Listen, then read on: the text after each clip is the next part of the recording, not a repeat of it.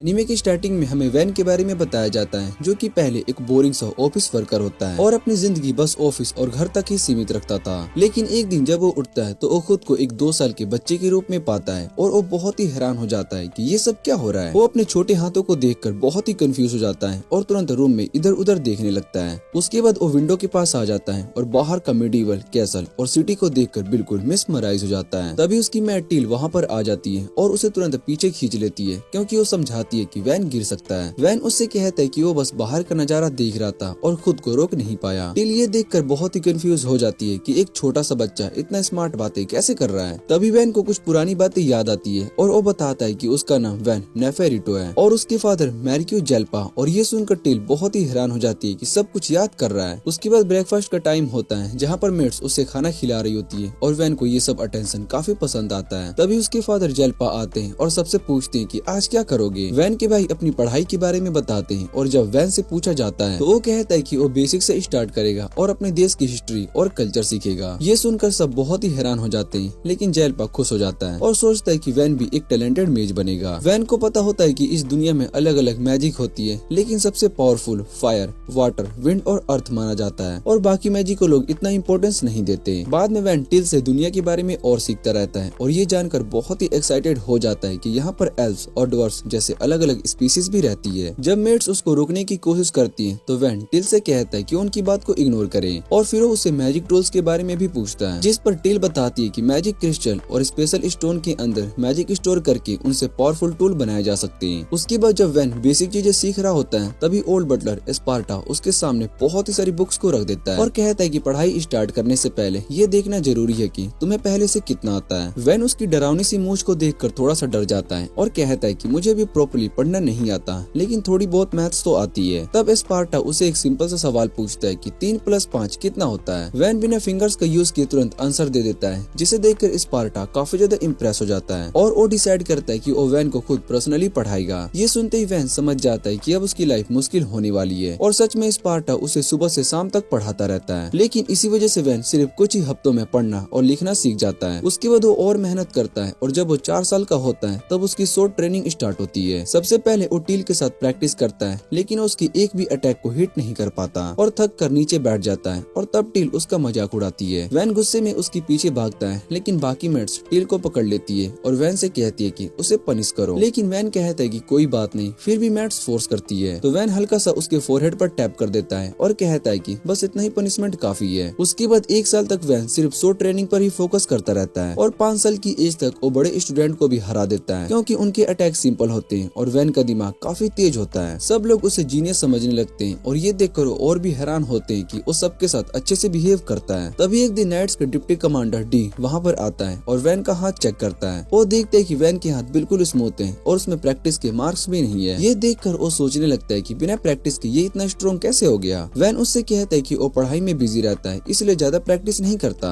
तब D casually कहता है कि एब्स्ट्रा को ऑर्डर मिला है कि वो वैन की पढ़ाई को और भी ज्यादा टफ बना दे। ये बात को सुनकर वैन को काफी ज्यादा शौक लगता है और उसे समझ में आ जाता है कि उसकी पढ़ाई इतनी टफ क्यों थी। तभी डी उससे पूछते है क्या तुम स्वॉर्ड फाइटिंग सीखना चाहते हो? अगर हाँ तो मैं तुम्हारी पढ़ाई थोड़ी सी कम करवा सकता हूँ। वैन कहता है कि वो पढ़ाई के साथ साथ स्वॉर्ड स्किल को भी इम्प्रूव करना चाहता है। ये सुनकर डी डिसाइड करता है कि वो वैन को खुद ट्रेन करेगा और कहता है कि उसके साथ इजी रहेगा क्योंकि वो अभी बच्चा है। लेकिन ये बात बिल्कुल झूठ होती है, क्योंकि डी की ट्रेनिंग बहुत ही ज्यादा हार्ड होती है। इतनी मुश्किल ट्रेनिंग के बाद भी वैन अपनी न्यू लाइफ को एंजॉय कर रहा होता है। 1 साल के बाद 6 साल का वैन अपने पूरे एरिया में जीनियस के नाम से जानने लगता है, लेकिन उसकी लाइफ सिर्फ पढ़ाई और ट्रेनिंग तक ही सीमित हो जाती है, जिससे कि वो बहुत ही थक जाता है। इसलिए एक दिन वो टिल से कहता है कि मुझे बाहर जाना है। उसके बाद टिल उसे 2 नाइट्स के साथ मार्केट ले जाता है, जहाँ पर वैन अलग अलग शॉप को देखकर काफी ज्यादा एक्साइटेड हो जाता है। तभी वो एक बड़ी बिल्डिंग देखता है और टिल बताती है कि एक बहुत ही बड़ी कंपनी है जिसके ब्रांच पूरे देश में है। वैन ये सब देख ही रहा होता है कि तभी उसकी नजर एक आदमी पर पड़ती है, जो कि एक छोटे लड़के को घसीट कर लेकर जा रहा होता है। वो लड़का काफी बुरी हालात में होता है, जिसे देखकर वैन को बहुत ही बुरा लगता है। जब वैन उसके बारे में पूछता है तो वो आदमी गुस्से में कहता है कि वो अपने बेटे को बेचने के लिए जा रहा है। ये सुनकर वैन बिल्कुल शॉक हो जाता है। तब टिल उससे बताती है कि इस दुनिया में गरीब लोग पैसे के लिए अपने बच्चों को बेच देते हैं। वैन ये सुनकर अंदर से हिल जाता है, लेकिन तभी एक लेडी वहाँ पर आती है और वैन को देखकर काफी एक्साइटेड हो जाती है। टिल उसे बताती है कि उनके मालिक का छोटा बेटा ही है। वो लेडी अपना नाम रोसाली बताती है और कहती है कि वो एक बड़ी कंपनी से है। वैन तुरंत उससे पूछते है कि उस लड़के की प्राइस क्या होगी। रोसाली रोसाली उस लड़के को देखकर उसके फादर से पूछती है क्या उसके पास कोई मैजिक पावर है। वो आदमी कहता है कि उसके पास चोरी करने वाली मैजिक है। इस पर रोसाली कहती है कि इसकी कीमत सिर्फ कुछ सिल्वर कॉइन ही होगी। ये सुनकर वो आदमी गुस्सा हो जाता है और अपने बेटे को मारने लगता है। रोसाली उसे रोकने की कोशिश करती है लेकिन वो आदमी उसे ले जाने लगता है ताकि कहीं और ज्यादा पैसे मिल सके। तभी अचानक वैन उस लड़के को खरीदने के लिए 5 सिल्वर कॉइन का ऑफर करता है। वो आदमी मजबूरी में उसकी बात को मान लेता है और वैन उस लड़के को आजाद करके उसे उठाता है और उसका नाम पूछता है। वो लड़का अपना नाम कॉम बताता है और वैन उससे कहता है कि अब तुम फ्री हो, जहाँ चाहे जा सकते हो। लेकिन टिल उससे पूछती है जब तुमने इसे खरीदा है तो इसे जाने क्यों दे रहे हो। वैन कहता है कि मैं बस इसकी हेल्प करना चाहता हूँ। फिर उसे पता चलता है कि कॉम के पास जाने के लिए कोई जगह नहीं है तो वैन उसे अपने साथ मेंशन ले जाने का डिसाइड करता है। लेकिन नाइट्स कहते हैं कि बिना आइडेंटिटी के किसी को मेंशन में नहीं लेकर जाया जा सकता, इसलिए इसे स्लेव बनाकर लेकर जाना पड़ेगा। ये सुनकर वैन को थोड़ा सा बुरा लगता है क्योंकि वो स्लेवरी को पसंद नहीं करता, पर कॉम के मान जाने पर वो मजबूरी में ये प्लान को फॉलो कर लेता है। तभी रोसाली आती है और कहती कि पहले स्लेव कॉन्ट्रैक्ट कंप्लीट करो। वो दोनों के हाथ को पकड़कर एक मैजिक स्पेल का यूज करती है जिससे कि कॉम के हाथ पर एक मार्क बन जाता है जो बताता है कि अब वैन के सर्विस में है। उसके बाद वैन कॉम को मेंशन ले जाता है और धीरे धीरे वो एक रॉयल और टैलेंटेड सर्वेंट बन जाता है। एक दिन कॉम वैन को बताता है कि डी उसे ढूंढ रहा है तो वैन उसे एक कुकी देकर कहता है कि बोल देना मैं यहाँ पर नहीं हूँ। कॉम मान जाता है लेकिन कहता है कि डी को ऑलरेडी पता है। फिर भी वैन उससे कहता है कि कोई न कोई बहाना बना देना। तब वह नोटिस करता है कि कॉम ने वो ग्लव्स नहीं पहने जो उसने दिए थे। कॉम कहता है कि वो अपना स्लेव मार्क सभी को दिखाना चाहता है क्योंकि वो वैन की सर्विस का प्रूफ है। लेकिन वैन के कहने पर वो तुरंत ग्लव्स को पहन लेता है। तभी डी वहाँ पर आ जाता है और कॉम बाहर जाकर कहता है कि वैन यहाँ पर नहीं है। डी कहता है कि किसी ने उसे अंदर जाते हुए देखा है, पर कॉम उल्टा उसी पर डाउट कर रहा होता है। डी उसकी बात को सुनकर हैरान हो जाता है लेकिन उसे समझ में आ जाता है कि वो अपने मास्टर को प्रोटेक्ट कर रहा है, इसलिए वो डिसाइड करता है कि अब वैन की जगह पर कॉम को ट्रेनिंग करेगा। 2 साल के बाद वैन 8 साल का हो जाता है और अब उसका अप्राइजल सेरेमनी का टाइम आ जाता है। सबको उससे बहुत ही उम्मीद होती है क्योंकि वो जीनियस होने के साथ साथ सबके साथ बहुत ही अच्छा भी है। उसके फादर को भी लगता है कि उसे फायर मैजिक मिलेगी, लेकिन जब रिजल्ट आता है तो सब बहुत ही शौक हो जाते हैं क्योंकि वैन को प्रोडक्शन मैजिक मिलती है जिसे नोबल सबसे बेकार मैजिक मानते हैं क्योंकि इससे सिर्फ चीजें बनाई जा सकती है और लोग सोचते हैं कि ये काम बिना मैजिक के भी हो सकता है। इसीलिए वैन के फादर भी उसे देखकर डिसअपॉइंटेड हो जाते हैं। ये सब सुनने के बाद जालमा और भी ज्यादा गुस्सा हो जाता है और कहता है कि मैं और मेरी वाइफ दोनों पावरफुल मैजेस थे और मैं ये कभी भी एक्सेप्ट नहीं कर सकता हूँ कि हमारा बेटा इतनी वीक मैजिक का मालिक हो। इतना कहकर वो अपनी सोर्ड को निकाल लेता है और कहता है कि मुझे पहले ही गलती सुधार लेनी चाहिए थी। ये देखकर वैन डर के मारे जम जाता है और उसे समझ में नहीं आता है कि क्या करे। तभी उसका बड़ा भाई मुर्का बीच में आ जाता है और वैन को बचाता है। वो जेलमा को सजेस्ट करता है कि हमारे पास एक दूर का विलेज है जो कि अभी तक डेवलप नहीं हुआ, तो क्यों न वैन को वहाँ पर भेजकर उसे डेवलप करवाया जाए। जेलमा ये सुनकर उसे डिटेल में बताने को कहता है। मुर्का बताता है कि उस विलेज में सिर्फ 100 लोग ही रहते हैं और वहाँ पर कोई खास डेवलपमेंट नहीं है। ऊपर से नॉर्थ साइड पर डेंजरस मॉन्स्टर और पास में दूसरे नोबल का एरिया भी है और उसके आगे राइवल किंगडम भी है जिससे की सिचुएशन और भी रिस्की हो जाती है। ये सब सुनकर जालमा को प्लान पसंद आ जाता है क्योंकि वो विलेज अभी नया है और वहाँ के लोग उनके लिए लॉयल भी नहीं है, इसलिए वो डिसाइड करता है कि वैन को वहाँ पर भेजना ही सही रहेगा। वो मुर्का की तारीफ करता है और वैन से कहता है कि जल्दी से वहाँ के लिए निकल जाओ। सबके जाने के बाद मुर्का वैन से माफी मांगता है और कहता है कि उसके पास और कोई ऑप्शन नहीं था। वैन उसका शुक्रिया अदा करता है क्योंकि उसने उसकी जान बचा ली। मुर्का प्रॉमिस करता है कि वो वैन की हेल्प करेगा ताकि वो वहाँ से अच्छे से रह सके। उसके बाद वैन अपना सामान पैक करने लगता है और टिल इस बात पर गुस्सा होती है कि उसे इतनी दूर भेजा जा रहा है, लेकिन वैन कहता है कि वो एक्चुअली इस बात से बहुत ही खुश है क्योंकि वहाँ पर उसे थोड़ा सा फ्री टाइम मिलेगा। जब वो निकलने लगता है तो उसे पता चलता है कि उसके फादर ने नाइट को साथ भेजने से मना कर दिया है, इसलिए मुर्का ने कुछ एडवेंचरस को अरेंज किया है उनकी प्रोटेक्शन के लिए। पहले तो सिर्फ कॉम को साथ ले जाने की परमिशन थी, लेकिन मुर्का की वजह से अब टिल भी उसके साथ जा रही होती है। तभी अचानक से डी वहाँ पर आ जाता है और कहता है कि वो भी वैन के साथ जाएगा ताकि उसकी ट्रेनिंग कंटिन्यू रहे। ये सुनकर वैन बिल्कुल खुश नहीं होता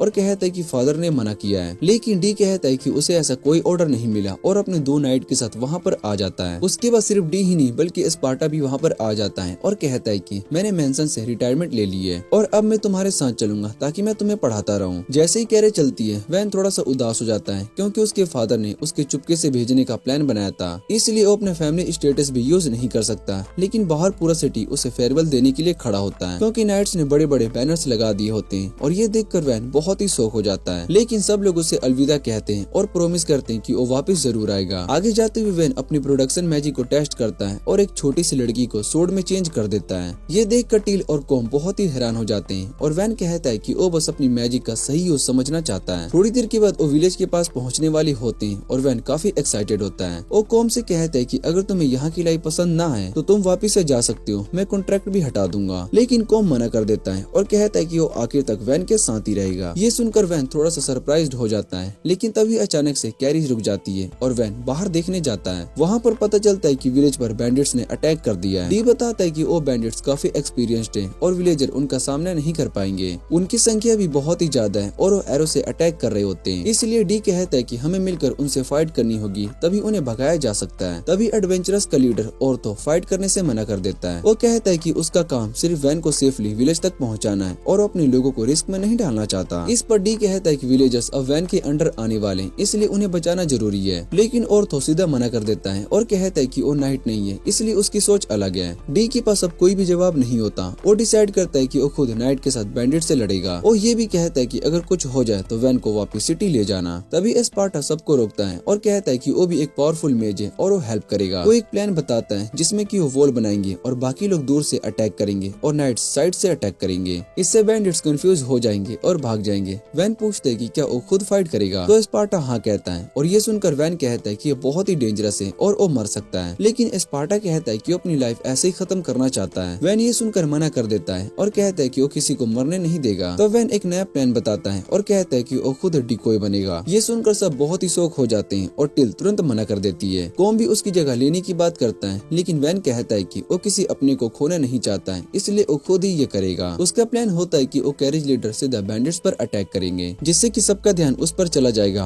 और बाकी लोग साइड से अटैक कर देंगे। डी कहता है कि ये बहुत ही रिस्की है और वैन कहता है कि उसने उसी से ट्रेनिंग ली है, इसलिए वो इतनी आसानी से नहीं मरेगा और अगर मर भी गया तो अपने लोगों के लिए मरना एक नोबल के लिए सबसे बड़ी बात होती है। इतना कहकर वो अपनी सोर्ड को निकाल लेता है और रेडी हो जाता है। वैन की बातों को सुनकर औरतों का माइंडसेट चेंज हो जाता है। उसे याद आता है कि पहले वो नोबल को आर्गुमेंट समझता था, लेकिन जब वैन ने उसे रिस्पेक्ट दिया था तभी उसका ओपिनियन थोड़ा सा चेंज हो गया था। और अब जब वो वैन को अपनी जान रिस्क में डालते हुए देखता है तो वो डिसाइड करता है कि वो भी फाइट करेगा। वैन उसे समझाता है कि ये तुम्हारा काम नहीं है, इसलिए औरतों कहता है कि वो एक बच्चे को अकेला लड़ने नहीं दे सकता। उसके साथ ही भी उसकी बात को मान लेते हैं और डी भी आगे बढ़कर कहता है कि वो अपने लोड को अकेला रिस्क में नहीं डालना चाहता। तभी स्पार्टा एक नया प्लान बताता है और तुरंत एक बड़ी सी मिट्टी का वॉल क्रिएट कर देता है। वो सबको कहता है कि साइड से अटैक करो, जबकि कुछ वॉल के पीछे से एरो चलाएंगे। प्लान स्टार्ट होते ही सब लोग एक्शन में आ जाते हैं और एडवेंचरस एरो से बैंडिट को डिस्ट्रैक्ट करते हैं और डी और नाइट साइड से अटैक कर देते हैं। औरतों और उसके साथी भी फाइट को ज्वाइन करते हैं। डी का पावरफुल ऑरा देखकर बैंडिट्स डर जाते हैं और भागने लगते हैं, लेकिन उनका लीडर सीधा वॉल की तरफ अटैक करने के लिए बढ़ता रहता है। तभी वैन उसका ध्यान अपनी तरफ खींच लेता है और स्मार्ट मूव से उसे गिरा देता है। उसके बाद कॉम भी फाइट में आ जाता है और फाइनल अटैक देकर उस बैंडिट लीडर को खत्म कर देता है। इसके बाद बाकी सब बैंडिट्स को पकड़ने के लिए जाते हैं और किसी को भी नुकसान नहीं होता। ये देखकर औरतों बहुत ही खुश हो जाता है और कहता है कि ये बहुत ही परफेक्ट रिजल्ट है। अब वो सोचने लगता है कि वैन में काफी ज्यादा पोटेंशियल है और अपनी टीम से पूछता है कि क्या वो यहाँ पर रुककर उनके साथ काम करना चाहेगा। लेकिन उसमें से आधे लोग कहते हैं कि यहाँ पर पैसे कम है, इसलिए वो नहीं रुकना चाहते। लेकिन औरतों की कोर टीम वहीं पर रुक जाती है क्योंकि उन्होंने वैन की स्ट्रेंथ खुद देखी होती है। उन्हें लगता है कि वैन कोई आम लड़का नहीं है और फ्यूचर में वो बहुत ही कुछ बड़ा करने वाला है, इसलिए वो उसके साथ रहने का डिसाइड करते हैं। इधर टिल वैन को डांटती है कि उसने अपनी जान रिस्क में क्यों डाली और कहती है कि नेक्स्ट टाइम वो खुद आगे जाएगी। तभी डी आता है और बताता है कि विलेजर्स गेट पर वेट कर रहे हैं। वैन कॉन्फिडेंट होकर विलेज के अंदर जाता है, लेकिन अंदर का हाल देखकर वो थोड़ा सा शॉक हो जाता है क्योंकि विलेज काफी वीक और बेकार कंडीशन में होता है। विलेज चीफ उसका वेलकम करता है और उसकी हेल्प के लिए थैंक यू बोलता है। वैन तुरंत पूछता है कि क्या यहाँ पर पहले भी अटैक हुआ था। चीफ कहता है कि इस साल कई बार अटैक हो चुका है और रीजन बताता है कि पहले यहाँ पर नाइट्स गार्ड करते थे, लेकिन अब कोई भी ध्यान नहीं देता। वैन इस बात के लिए सॉरी बोलता है, लेकिन विलेजर्स गुस्सा हो जाते हैं और कहते हैं कि नोबल्स उनकी परवाह नहीं करते। वैन उन्हें समझाता है कि ब्लेम करने से कुछ भी नहीं होगा, हमें सोल्यूशन सोचना चाहिए। वो कहता है कि या तो विलेज को इतनी वैल्यूएबल बनाओ कि सब ध्यान दें, या इतना पैसा कमाओ कि खुद ही प्रोटेक्शन कर सको, या फिर मिलकर विलेज को स्ट्रॉन्ग बनाओ। विलेजर्स कहते हैं कि उनके पास कुछ भी नहीं है। तब वैन कहता है कि अब सब कुछ चेंज हो चुका है क्योंकि अब उनका नया लोड आ चुका है, लेकिन विलेजर्स उस पर ट्रस्ट नहीं करते हैं क्योंकि वो अभी बच्चा है। तभी स्पार्टा और डी आगे आते हैं और अपनी आइडेंटिटी बताते हैं। ये देखकर विलेजर्स को थोड़ा सा कॉन्फिडेंस आता है। फिर चीफ वैन से पूछते हैं कि क्या उसके पास पावरफुल मैजिक है। तब वैन सीधा कहता है कि उसके पास सिर्फ प्रोटेक्शन मैजिक है और वो कॉम्बैट में उतना स्ट्रॉन्ग नहीं है। ये सुनते ही विलेजर्स थोड़े से उदास हो जाते हैं और वैन को भी थोड़ा सा बुरा लगता है। तभी एक विलेजर टैक्स के बारे में पूछता है और कहता है कि अभी 30% देना उसके लिए बहुत ही मुश्किल है। इस पर वैन तुरंत टैक्स कम करके 10% कर देता है, जिससे कि विलेजर्स बहुत ही खुश हो जाते हैं। उसके बाद वैन कहता है कि सबसे पहले हमें विलेज की सिक्योरिटी स्ट्रॉन्ग करनी होगी। वो स्पार्टा से पूछते हैं कि क्या वो जो वॉल बनाता है वो परमानेंट होती है। स्पार्टा स्पार्टा कहता है कि वो सिर्फ थोड़ी देर के लिए होती है, फिर मिट्टी बन जाती है। तो वैन डिसाइड करता है कि बाद में स्ट्रॉन्ग वॉल बनाएगा, लेकिन अभी के लिए स्पार्टा से वॉल बनवाने को कहता है और तुरंत एक बड़ी सी वॉल विलेज के अराउंड बन जाती है, जिसे देखकर सब बहुत ही हैरान हो जाते हैं। उसके बाद वैन ट्रैप्स और पिटफॉल्स लगाने की बात करता है और डी कहता है कि वो ये काम संभाल लेगा। फिर वैन सब विलेजर से कहता है कि अगर सब मिलकर काम करे तो ये विलेज जल्दी बेटर बन सकता है। उसके बाद वैन जंगल में जाकर अपनी प्रोडक्शन मैजिक टेस्ट करता है। वो एक लकड़ी उठाता है और उसे अपनी मैजिक से तोड़कर पतले थ्रेड्स में बदल देता है, फिर उन्हें जोड़कर एक स्ट्रॉन्ग सा ब्लॉक बना देता है। टिल और कॉम उसे देखकर बहुत ही हैरान हो जाते हैं और वैन कहता है कि एक बहुत ही स्ट्रॉन्ग मटेरियल है। तभी औरतो भी वहाँ पर आता है और उस ब्लॉक को काटने की कोशिश करता है, लेकिन उसका पावरफुल अटैक भी उस ब्लॉक को डैमेज नहीं कर पाता। ये देखकर सब बहुत ही शॉक हो जाते हैं। उसके बाद वैन और भी चीजें बनाता है और उसे बिल्कुल थकान नहीं होती। वो आसानी से वुड से एक सोर्ड भी बना लेता है।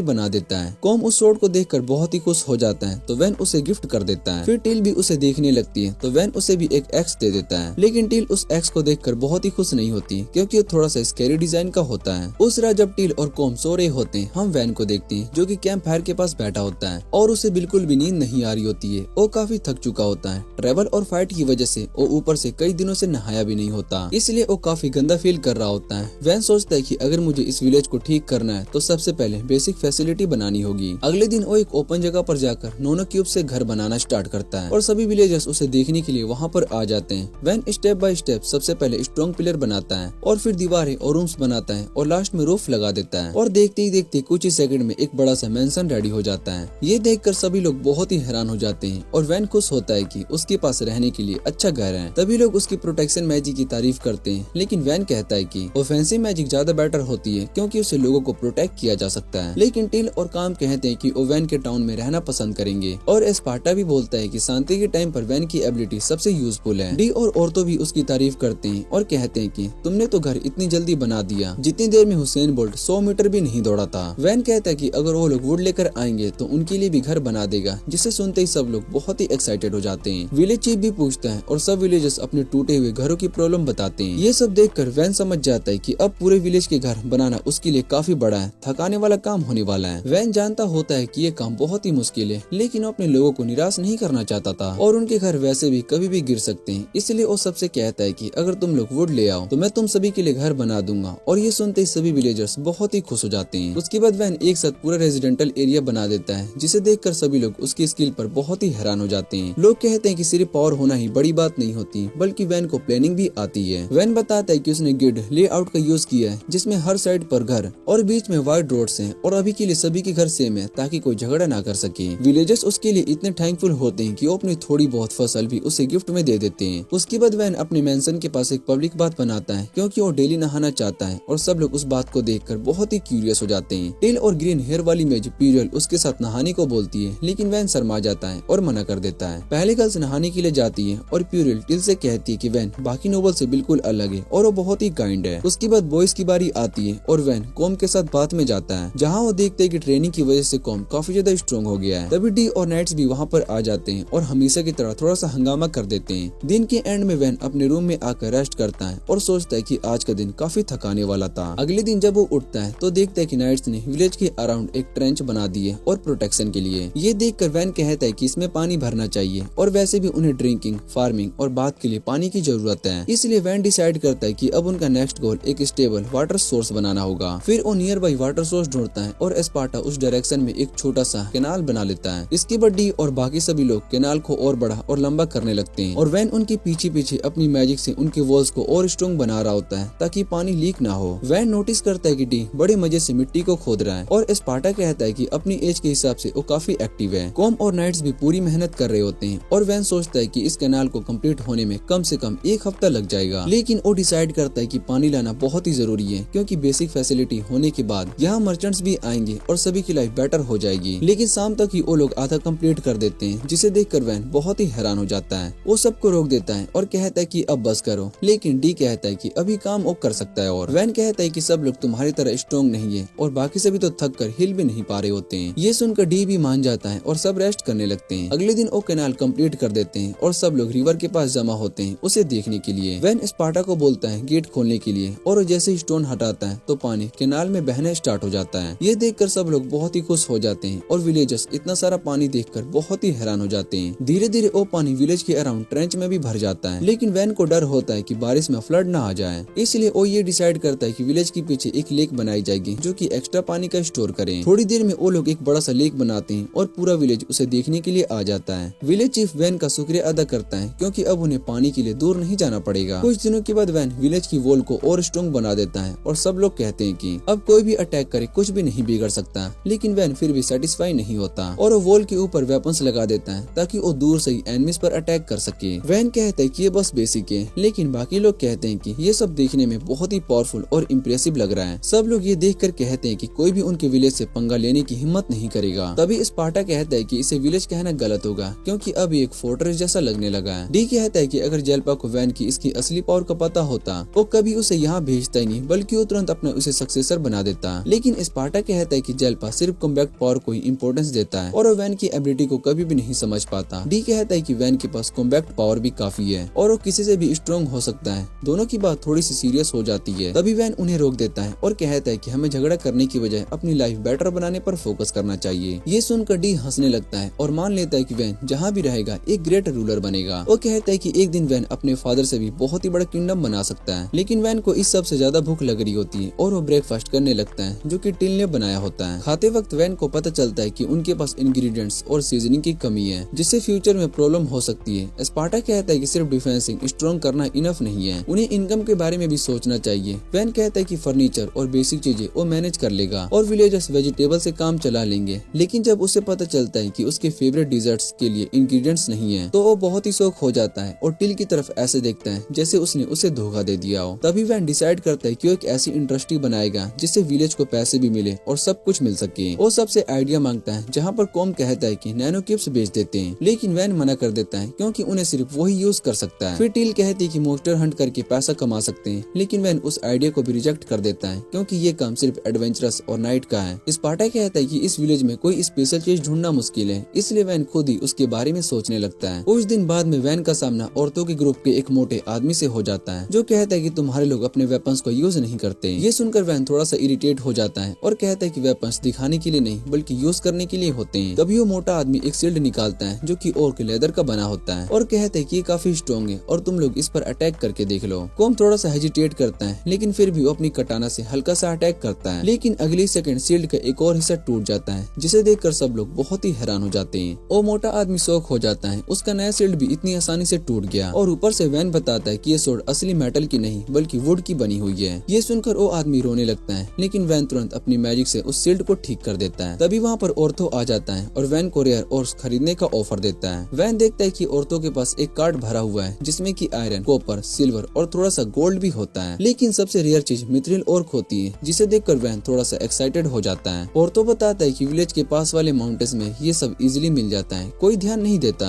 ये सुनने के बाद वैन आयरन ओर पर काम करता है और उसे ही नैनो क्यूब में कन्वर्ट कर देता है। ये देखकर सब लोग बहुत ही एक्साइटेड हो जाते हैं और वो मोटा आदमी वैन से स्वॉर्ड बनाने के लिए कहता है। वैन उसकी मदद करने के लिए मान जाता है और सबसे पहले एक स्वॉर्ड बनाता है जो कि स्ट्रॉन्ग, शार्प और देखने में बहुत ही अच्छी होती है। ये देखकर वो आदमी बहुत ही खुश हो जाता है और बाकी एडवेंचरस भी उस स्वॉर्ड को देखने के लिए उसके पास आ जाते हैं। उसके बाद वैन उसकी डिजाइन की एक स्ट्रॉन्ग स्वॉर्ड भी बना देता है जिसे देखकर सब लोग और भी इम्प्रेस हो जाते हैं। वैन के बनाए हुए स्वॉर्ड को देखकर एडवेंचरस बहुत ही एक्साइटेड हो जाते हैं और वो उससे कहते हैं कि वो उनके लिए भी स्वॉर्ड बनाए। वैन उनके लिए स्वॉर्ड बनाने के लिए मान जाता है और तभी प्यूरल कहती है कि ये स्वॉर्ड काफी महंगी भी बिक सकती है। ये सुनने के बाद वैन मिथ्रिल ऑर्क के बारे में सोचता है और जब उसे चेक करता है तो पता चलता है कि ये बहुत ही रेयर है, लेकिन जंगल में मिलने का मतलब है कि यहाँ पर पास में कोई डंजन हो सकता है। वैन कहता है कि अगर डंजन मिल गया तो विलेज फेमस हो जाएगा और बहुत ही सारे लोग यहाँ पर आएंगे, लेकिन अभी विलेज इतने लोगों के लिए रेडी नहीं है और साथ ही दुश्मनों का भी कोई खतरा बढ़ जाएगा।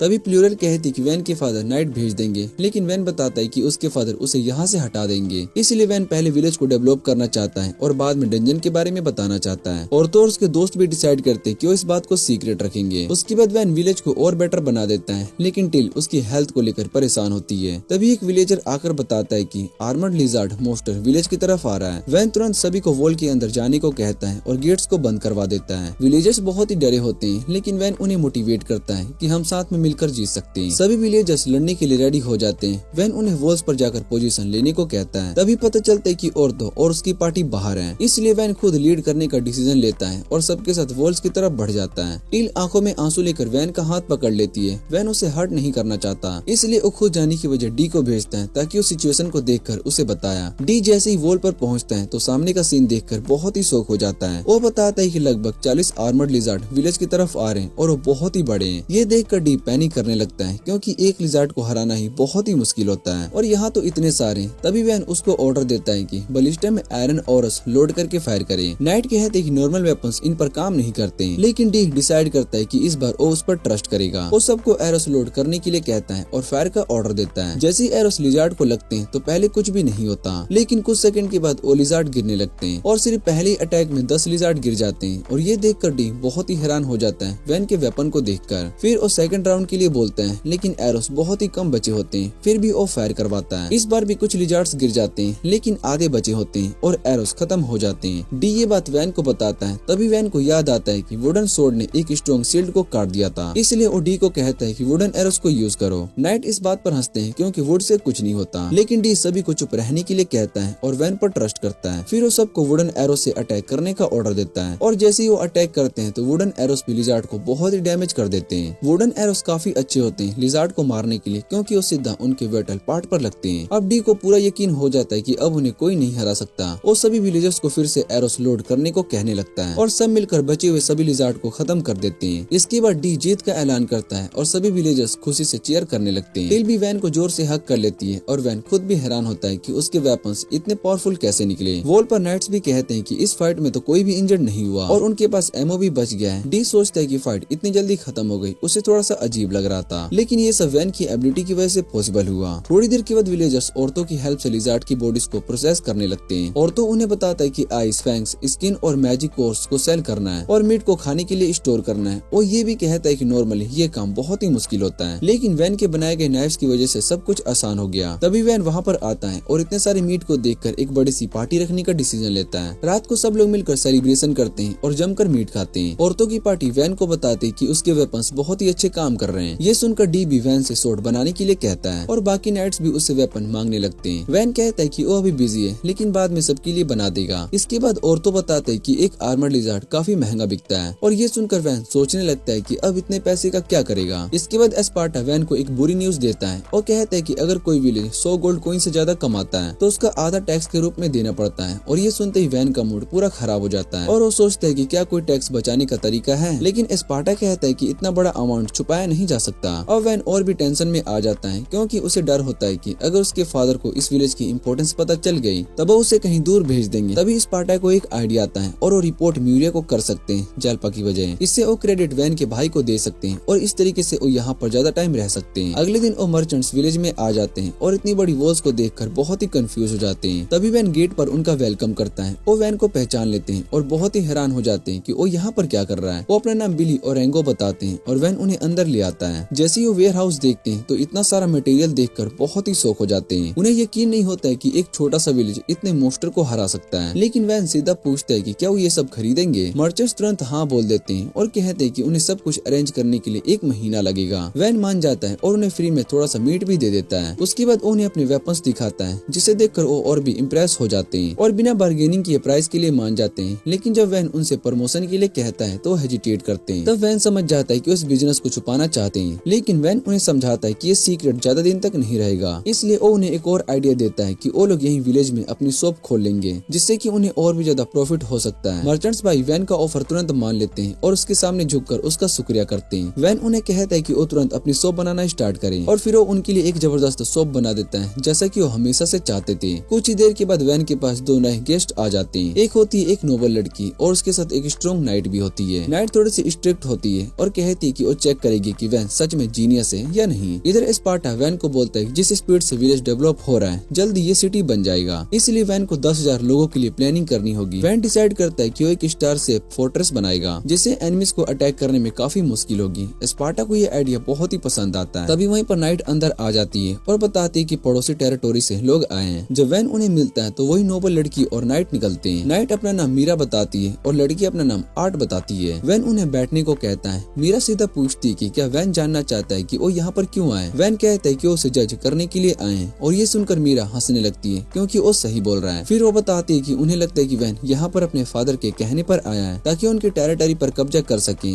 लेकिन वैन बताता है कि उसे यहाँ पर बस एक्साइल किया गया है और उसका वॉर से कोई लेना देना नहीं है। लेकिन मीरा को उसकी बात पर यकीन नहीं होता क्योंकि इतने कम टाइम में वैन ने विलेज को बहुत ही अच्छा डेवलप कर दिया और उसे लगता है कि वैन के पास एक बहुत ही बड़ी आर्मी भी होगी। मीरा की बात को सुनकर वैन जोर से हंसने लगता है और फिर उससे माफी मांगकर बताता है कि उसे घर से निकाल दिया गया था और जब वो जा रहा था तब कोई भी उसे बाय बोलने के लिए नहीं आया। ये सुनकर मीरा बहुत ही कंफ्यूज हो जाती है और डी और एस्पार्टा के बारे में पूछती है। तब डी बताता है कि वो अपनी मर्जी से वैन के साथ आया है और एस्पार्टा कहता है कि वो रिटायर हो चुका है और वो वैन की मदद कर रहा है। साथ ही वो कहता है कि वैन सभी के साथ अच्छा बर्ताव करता है इसलिए वो उसके साथ रहना चाहता है। लेकिन मीरा को अभी भी यकीन नहीं होता है कि इतना डेवलपमेंट कैसे हुआ। तब वैन उन्हें एक डेमो दिखाने का डिसाइड करता है। वो बाहर जाकर एस्पार्टा से एक मिट्टी की वॉल बनवाता है, फिर वो अपने मैजिक से उसे स्ट्रॉन्ग कंक्रीट मैजिक में बदल देता है, साथ ही एक गेट भी बना देता है। और ये देखकर मीरा और आर्ट दोनों बहुत ही शौक हो जाते हैं और वैन बताता है कि उसके पास प्रोडक्शन मैजिक है जिसे सब बेकार समझते हैं इसलिए उसे एक्साइल कर दिया गया था। इसके बाद मीरा अपना असली काम बताती है। वो कहती है कि वो आर्ट की शादी का रिश्ता लेकर आई है ताकि फ्यूचर में कोई कॉन्फ्लिक्ट ना हो। वैन मना कर देता है क्योंकि वो शांति से रहना चाहता है। लेकिन मीरा अब वैन से काफी इम्प्रेस हो चुकी होती है और वो उनकी तारीफ करने लगती है, यहाँ तक कि वो मजाक में कहती है कि अगर पॉसिबल होता है तो वो खुद वैन से शादी कर लेती है। ये सुनकर वैन थोड़ा सा एक्साइटेड हो जाता है। फिर मीरा आर्ट से पूछती है कि क्या वो वैन से शादी करना चाहता है। आर्ट शर्मा जाती है और कहती है कि वैन अच्छा लड़का है लेकिन उसने अभी शादी करने के बारे में नहीं सोचा। वैन आर्ट से कहता है कि वो आराम से डिसीजन ले ले क्योंकि ये उसकी लाइफ का सबसे इम्पोर्टेंट फैसला है। मीरा कहती है कि वो लोग आज रात को यहीं पर रुकेंगे और ये सुनकर वैन थोड़ा सा शौक हो जाता है लेकिन फिर भी उनके लिए एक दिन इन बना देता है। उसके बाद सब लोग डिनर करते हैं और वैन आर्ट के बारे में जानने की कोशिश करता है। आर्ट बताती है कि उसे क्यूट चीज पसंद है जैसे कि फ्लावर्स और डॉल्स। वैन उसकी बात को ध्यान से सुनता है और आर्ट बहुत ही खुश होती है। बाद में वैन उन दोनों को इन तक छोड़ देता है जब मीरा उन्हें अकेला छोड़ देती है। आर्ट शर्मा कर वैन को गुड बाय बोलकर अपने रूम में चली जाती है। उसके बाद वैन वापस आता है जहाँ पर एस्पार्टा बताता है कि शायद से आर्ट भी एक्साइल हुई है। ये सुनकर वैन डिसाइड करता है कि चाहे शादी हो या ना हो वो आर्ट को यहाँ पर रहने देगा। अगले दिन टील वैन को बुलाती है। वैन वहाँ पर पहुँचता है तो देखते हैं कि सब लोग लेक के पास खड़े हैं। जो लेक उसने खुद बनाया होता है और सबने उसका नाम उसके नाम पर रखा होता है। ये सुनकर वैन थोड़ा सा ऑकवर्ड फील करता है। फिर डी उसे बताता है कि प्रॉब्लम क्या है। लेक के अंदर एक मरमेड छुपी हुई है।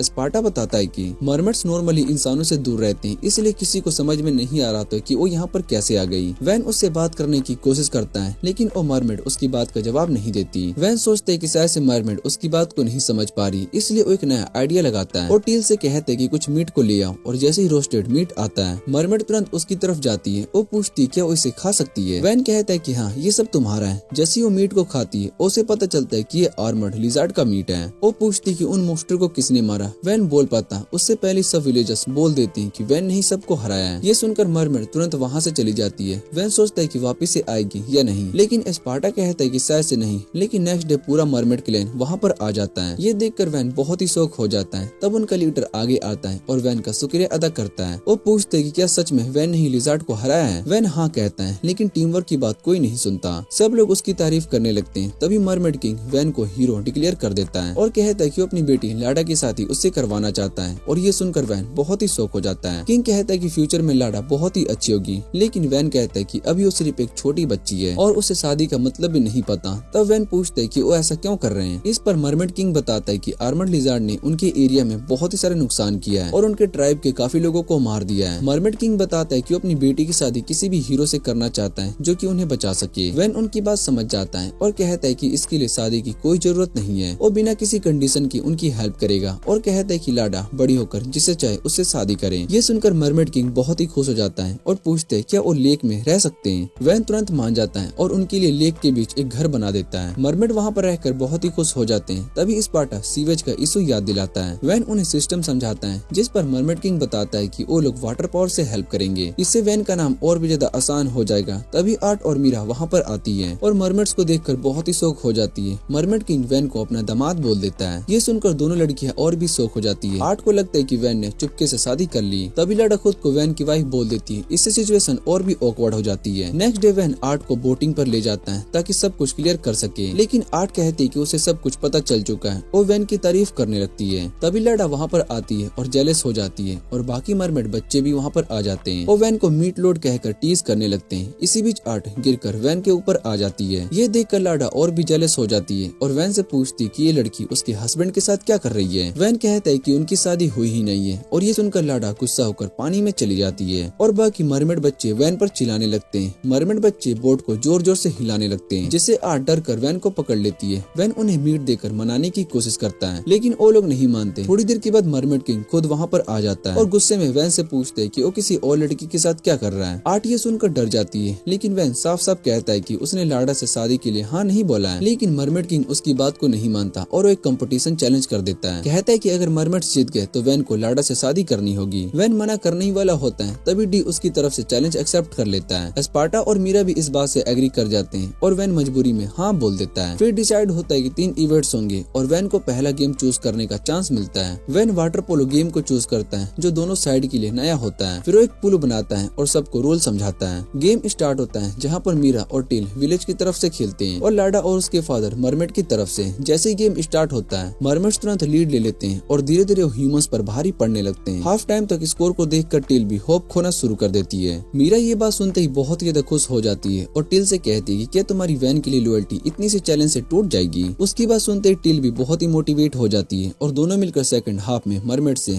पॉइंट्स वापस लेने लगते हैं। मैच धीरे धीरे इतना इंटेंस हो जाता है कि दोनों टीम्स मैच पॉइंट पर आ जाते हैं और सब कुछ लास्ट पॉइंट पर डिपेंड करता है। तभी मीरा मरमेड किंग के स्पाइक को ब्लॉक करने के लिए जंप करती है, लेकिन वो उसे पार कर देता है और टिल भी डिफेंड नहीं कर पाता। उसके बाद मरमेड्स लास्ट राउंड पर जीत जाते हैं और टिल उदास हो जाता है, लेकिन मीरा फिर भी होप नहीं छोड़ती। ये देखकर वैन को बहुत ही अजीब लगता है। तभी mermaid king second game announce करता है, जो कि एक स्विमिंग रिले गेम होता है। वैन समझ जाता है कि पानी में मरमेड को हराना मुश्किल है। डी कॉन्फिडेंटली टीम में आता है और काम को भी ज्वाइन कर लेता है। रेस स्टार्ट होती है, जहाँ पर लाडा तुरंत लीड ले लेती है और काम उसे पकड़ने की कोशिश करता है, लेकिन वो पानी के अंदर जाकर और फंस जाती है। जैसे ही काम डी को टैग करता है, वहाँ से गेम बदल जाता है, क्योंकि डी बटरफ्लाई स्ट्रोक का यूज करके अपनी फुल पावर को लगा देता है। वो इतनी स्पीड से स्विम करता है कि मरमेड को पीछे छोड़ देता है और रेस जीत जाता है। ये देखकर सब बहुत ही हैरान हो जाते हैं और मरमेड किंग को यकीन नहीं होता है कि वो स्विमिंग में हार गया। उसके बाद वो वैन के पास आता है और फाइनल गेम चूज करने को कहता है। वैन एक सिंपल सा आइडिया देता है और शेफ्ड आइस ईटिंग कॉन्टेस्ट अनाउंस करता है, जिसमें वो खुद पार्टिसिपेट करेगा। फिर वो पत्थर मांगता है और तभी आर्ट अपना हाथ उठा देती है, जिसे देखकर सब बहुत ही हैरान हो जाते हैं। सभी लोग मरमेड के घर पर इकट्ठा हो जाते हैं, जहाँ पर 4 पार्टिसिपेंट के हाथ में शेफ्ड आइस के बड़े बॉल्स होते हैं। वैन ये देखकर सोचता है कि ये थोड़ा ज्यादा ही बड़ा है, जबकि मीरा आर्ट से कहती कि अभी भी चांस है, तुम मेरी जगह पर आ सकती हो। लेकिन आर्ट मना कर देती है और कहती कि अपने फ्यूचर हस्बैंड के लिए लड़ना नहीं छोड़ेगी। जैसे ही सिग्नल मिलता है, सब लोग एक साथ शेफ्ड आइस करना शुरू कर देते हैं और तुरंत सभी का ब्रेन फ्रीज होने लगता है। लेकिन मरमेड किंग हार नहीं मानना चाहता और वो दर्द को इग्नोर करके खाना जारी रखता है और लाडा भी उसका साथ देती है। ये देखकर वैन को लगता है कि अब वो हार जाएंगे, लेकिन तभी आर्ट अपना ब्रेन फ्रीज कंट्रोल कर लेती है और धीरे धीरे खाना शुरू करती है। उसे देखकर वैन को भी हिम्मत मिलती है और वो फिर से स्पीड को पकड़ लेता है। फिर कुछ देर के इंटेंस कंपटीशन के बाद वैन और आर्ट अपने बॉस फिनिश कर देते हैं और जीत जाते हैं। मरमेड किंग हार मान लेता है, लेकिन फिर भी वैन को अपना दामाद कहकर चला जाता है और वैन बहुत ही कंफ्यूज हो जाता है कि आखिर ये सब क्या हुआ और क्यों हुआ। तभी वैन के पेट में दर्द होने लगता है, क्योंकि उसने बहुत ज्यादा आइस खा ली होती है और सब उसके पास आ जाते हैं। दूसरी तरफ मीरा आर्ट की तारीफ करती है, लेकिन वो अंदर ही अंदर सोच रही होती है कि वैन को सबका इतना प्यार कैसे मिलता है। उसे अपना पास्ट याद आता है, जहाँ पर बचपन में उसके पेरेंट्स ने कभी उस पर ध्यान नहीं दिया। उसकी माँ ने भी उसे छोड़ दिया था और उसके पास सिर्फ उसकी मेरिनोइट मैजिक थी, जिससे कि वो पपेट्स को कंट्रोल कर सकती थी। लेकिन लोग उसकी पावर को अच्छा नहीं बल्कि बुरा समझते थे और सब उसे इग्नोर करते रहते थे। आखिर में उसके फादर ने उसकी शादी एक अननोन विलेज के लॉर्ड से करने का फैसला किया। लेकिन जब वो वैन से मिली तो वो एक अच्छा इंसान निकला, जो कि सबका ख्याल रखता है और वो सब उसे पसंद करते हैं। आर्ट वैन को देखकर डिसाइड करती है कि अपनी पपेट्री मैजिक में और पार्टिसिपेट करेगी। एक दिन सब लोग उसे भी पसंद करेंगे। अगले दिन वैन सभी विलेजर्स कंस्ट्रक्शन के लिए काम इकट्ठा करवाता है और उन्हें मोटिवेट करता है कि रात में बारबेक्यू पार्टी होगी। तभी आर्ट वहाँ पर आती है और वैन से कहती है कि उसका काम देखना चाहती है ताकि उसकी तरह बन सके। कुछ ही टाइम में वैन अपनी ड्रीम सिटी के लिए एक स्टार शेप का बड़ा सा फोर्ट्रेस वॉल बना देता है, जिसे देखकर आर्ट बहुत ही हैरान हो जाती है। वो उससे पूछती कि इतना बड़ा और स्ट्रॉन्ग वॉल सिर्फ 2 हफ्तों में कैसे बना लिया। लेकिन वैन इसका क्रेडिट सभी विलेजर्स को दे देता है। मीरा भी उससे इम्प्रेस होती है, लेकिन वैन उसकी ग्रेविटी मैजिक से इक्वल इम्प्रेस होता है। फिर वैन बताता है कि जैसे जैसे लोग उसकी एरिया में आएंगे और वो हाउसेस और शॉप्स बनाएगा। मीरा कहती है कि वो उससे जेलस है, क्योंकि उसका भी अपना सपना है कि अपनी लैंड ओन करे, और वो डिसाइड करती है कि नेक्स्ट बैटल में ग्लोरी कमाकर वो अपनी लैंड लेगी। तभी वो फोर्ट्रेस के ऊपर लगी एक बड़ी सी बैलिस्टा के बारे में पूछती है और वैन बताता है कि ये उसका अपग्रेड वर्जन है, जो कि पहले से ज्यादा पावरफुल है। मीरा उसे एक्शन में देखना चाहती है और वैन तुरंत कॉम को टेस्ट शूट फायर करने को कहता है। जैसे ही एरो छोड़ा जाता है, वो बहुत ही दूर जाकर गिरता है और एक बड़ा सा एक्सप्लोजन जैसा इम्पैक्ट करता है, जिसे देखकर सभी बहुत ही हैरान हो जाते हैं। वैन रिजल्ट को देखकर खुश होता है और कहता है कि ऐसी 100 बलिस्टा से वो अपना एरिया इजीली प्रोटेक्ट कर सकता है। ये देखकर मीरा तुरंत उसे एक बलिस्टा खरीदने की बात करती है और कहती है कि उन्हें कोई भी प्राइस देने को रेडी है, लेकिन वैन मना कर देता है। और तब मीरा कहती है कि उसके बदले में वो कोई भी फेवर करेगी, और ये सुनते ही वैन मान जाता है। वैन मीरा से कहता है कि वो अपना फेवर बाद में ले लेगा और उससे पूछता है कि वो इतनी बड़ी बलिस्टा को कैसे ले जाएगी। मीरा कहती है कि वो कैरिज को अरेंज कर लेगी और बोट्स वो अपने यहाँ बना लेगी। तभी के उससे कहता है कि उसे वैन के बनाए हुए बोट्स भी ले जाने चाहिए, लेकिन मीरा को समझ नहीं आता कि क्यों। फिर के वैन की बनाई हुई सोर्ड दिखाता है, जिसे देखकर मीरा को वो नॉर्मल लगती है। तब के उससे कहता है कि कोई ऐसी वेपन दिखाओ जिसे टूटने से तुम्हें फर्क ना पड़े, और मीरा अपनी एक स्ट्रॉन्ग सोर्ड निकालती है। जैसे ही काम उस सोर्ड पर अटैक करता है तो नेक्स्ट मोमेंट वो सोर्ड सीधा 2 टुकड़ों में कट जाती है। ये देखकर मीरा बहुत ही शौक हो जाती है और पूछती है ये कौन सी स्पेशल मटेरियल से बनी हुई है, लेकिन काम बताता है कि सिंपल आयरन से बनी हुई है, पर वैन ने बनाया है इसलिए ये इतनी पावरफुल है। वैन बताता है कि बलिस्टा की बोट्स भी इसी तरीके से बनाए गए हैं जो आर्मर्ड मोस्टर को भी इजीली प्राइस कर सकते हैं। ये सुनते ही मीरा तुरंत वैन से बोट्स भी मांग लेती है और वैन भी खुशी खुशी उसे डील को देने को मान जाता है। तभी अचानक से वैन को दूर से चीखने की आवाज सुनाई देती है और वो देखता है कि औरतों और उसकी पार्टी भागते हुए आ रहे होते हैं। वो सबको बताते हैं कि उनके पीछे एक बहुत ही बड़ा खतरा आ रहा है और सबको तुरंत भागना चाहिए। कुछ ही सेकंड में जंगल में एक ह्यूज ड्रैगन बाहर आता है, जिसे देखकर सब लोग बहुत ही डर जाते हैं। औरतों वैन से कहता है कि वो विलेजर्स को सेफ जगह पर ले जाएं, जबकि वो ड्रैगन को डिस्ट्रैक्ट करेंगे। लेकिन वैन बहुत ही कंफ्यूज होता है कि क्या ये सही प्लान है या नहीं। तभी मीरा आगे आती है और कहती है कि हमें फाइट करनी होगी, वरना ड्रैगन बाद में हम सभी पर अटैक करेगा। ये सुनने के बाद वैन डिसीजन लेता है और औरतों को कहता है कि वो ड्रैगन को विलेज की तरफ लेकर आए ताकि वो बलिस्टा से उस पर अटैक कर सके। साथ ही मीरा सिचुएशन संभाल लेती है और विलेजर्स को बलिस्टा के पीछे पोजीशन लेने को कहती है और आर्ट को वहाँ से सेफ जगह पर भेजने को बोलती है। फाइट से पहले वैन आर्ट के पास जाता है और उससे माफी मांगता है कि उसने उसे इतनी डेंजरस सिचुएशन में ला दिया। वो बताता है कि वो लोग एक मिड लेवल ड्रैगन से लड़ रहे हैं जो कि काफी पावरफुल है, लेकिन मीरा और उनके वेपन्स की वजह से वो जीत सकते हैं और आर्ट उसे बेस्ट ऑफ लक बोलती है। और वैन टील को कहता है कि आर्ट को सेफली विलेज तक ले जाए और रास्ते में डी और उसकी टीम को भी बुला ले। दूसरी तरफ औरतों की पार्टी फोर्ट्रेस की तरफ भाग रही होती है और वैन सभी को ऑर्डर देता है कि ड्रैगन के विंग्स पर एम करो ताकि वो ग्राउंड पर ही हरा सके। तभी औरतों का एक साथ ही गिर जाता है और ड्रैगन उसके बिल्कुल पास आ जाता है। फैटी ड्रैगन का ध्यान अपनी तरफ खींचने के लिए अपनी शील्ड भेजता है और फिर डैगर फेंकता है, जिससे कि ड्रैगन उसके पीछे पड़ जाता है। वो अपनी जान बचाने के लिए भागने लगता है, लेकिन अपनी पार्टी को आगे जाता हुआ देखकर वो घबरा जाता है। तभी वैन उसे बचाने के लिए आगे बढ़ता है और विलेजर्स को फायर करने का ऑर्डर दे देता है, लेकिन ड्रैगन आसानी से सब अटैक को डॉज कर लेता है, जिससे कि वैन को समझ में आ जाता है कि सिचुएशन उनके अगेंस्ट जा रही है। तभी मीरा सभी को पीछे हटने को कहती है और खुद ड्रैगन का सामना करती है। वैन समझ जाता है कि मीरा एक पावरफुल मेज है और फिर मीरा एक बड़ा सा फायरबॉल बनाकर ड्रैगन पर अटैक कर देती है। अटैक लगते ही ड्रैगन जमीन पर गिर जाता है और सब लोग उसकी पावर को देखकर बहुत ही हैरान हो जाते हैं, लेकिन ड्रैगन अब भी जिंदा होता है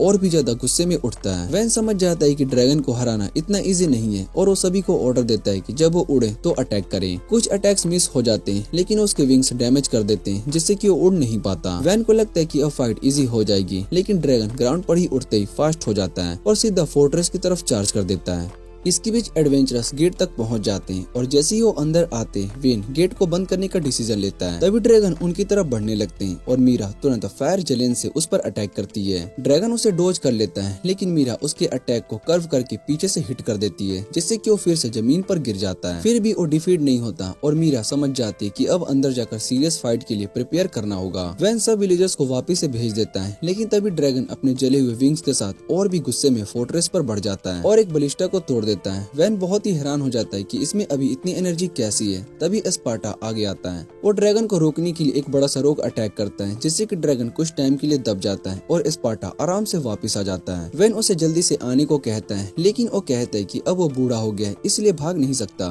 कि उसके साथ रुकता है और वैन विलेज की तरफ बढ़ता है और सोचता है कि ड्रैगन की उठने से पहले कुछ करना होगा। तभी वो मीरा को देख लेता है और उससे हेल्प मांगता है और कहता है कि अब उसका फेवर यूज करेगा। वो प्लान बताता है कि जैसे ड्रैगन विलेज तक आएगा मीरा उसे ग्राउंड पर पिन करे और सब लोग मिलकर बलिस्टा से अटैक करें। मीरा मान जाती है, लेकिन तभी ड्रैगन फिर से उठ जाता है। वैन को समझ में आता है कि उन्हें थोड़ा सा और टाइम चाहिए। तभी डी अपनी टीम के साथ वहाँ पर आ जाता है और बिना डरे ड्रैगन पर अटैक कर देता है, लेकिन ड्रैगन उसका अटैक ब्लॉक करके अपनी टेल से सभी को गिरा देता है। सिचुएशन और भी डेंजरस हो जाती है। तभी स्पार्टा फिर से एक बड़ा सा अर्थ वॉल बना देता है जो कि ड्रैगन को दबा देता है। डी अपने सभी लोगों को रिट्रीट करने का ऑर्डर देता है, लेकिन ड्रैगन तुरंत ही वापस उठ जाता है। तब वैन समझ जाता है कि अब फाइट खत्म खत्म करने का टाइम आ चुका है और वो मीरा को अटैक करने के लिए कहता है। मीरा अपनी सबसे पावरफुल फायरबॉल बनाकर ड्रैगन पर अटैक करती है, जिससे कि एक बड़ा सा एक्सप्लोजन होता है। ड्रैगन दर्द से चीखने लगता है और वैन तुरंत विलेजर्स को फायर करने का ऑर्डर देता है। सभी मिलकर अटैक करते हैं और ड्रैगन फाइनली गिर जाता है, लेकिन डी सोर होने के लिए उसके पास आता है। तभी ड्रैगन अपनी लास्ट स्ट्रेंथ से उस पर अटैक करता है, लेकिन डी साइड हो जाता है और ये एक ही अटैक में उसका सर काट देता है। इसके साथ ही वैन अनाउंस करता है कि वो जीत गया और पूरा विलेज खुशी से चीयर करने लगता है। तभी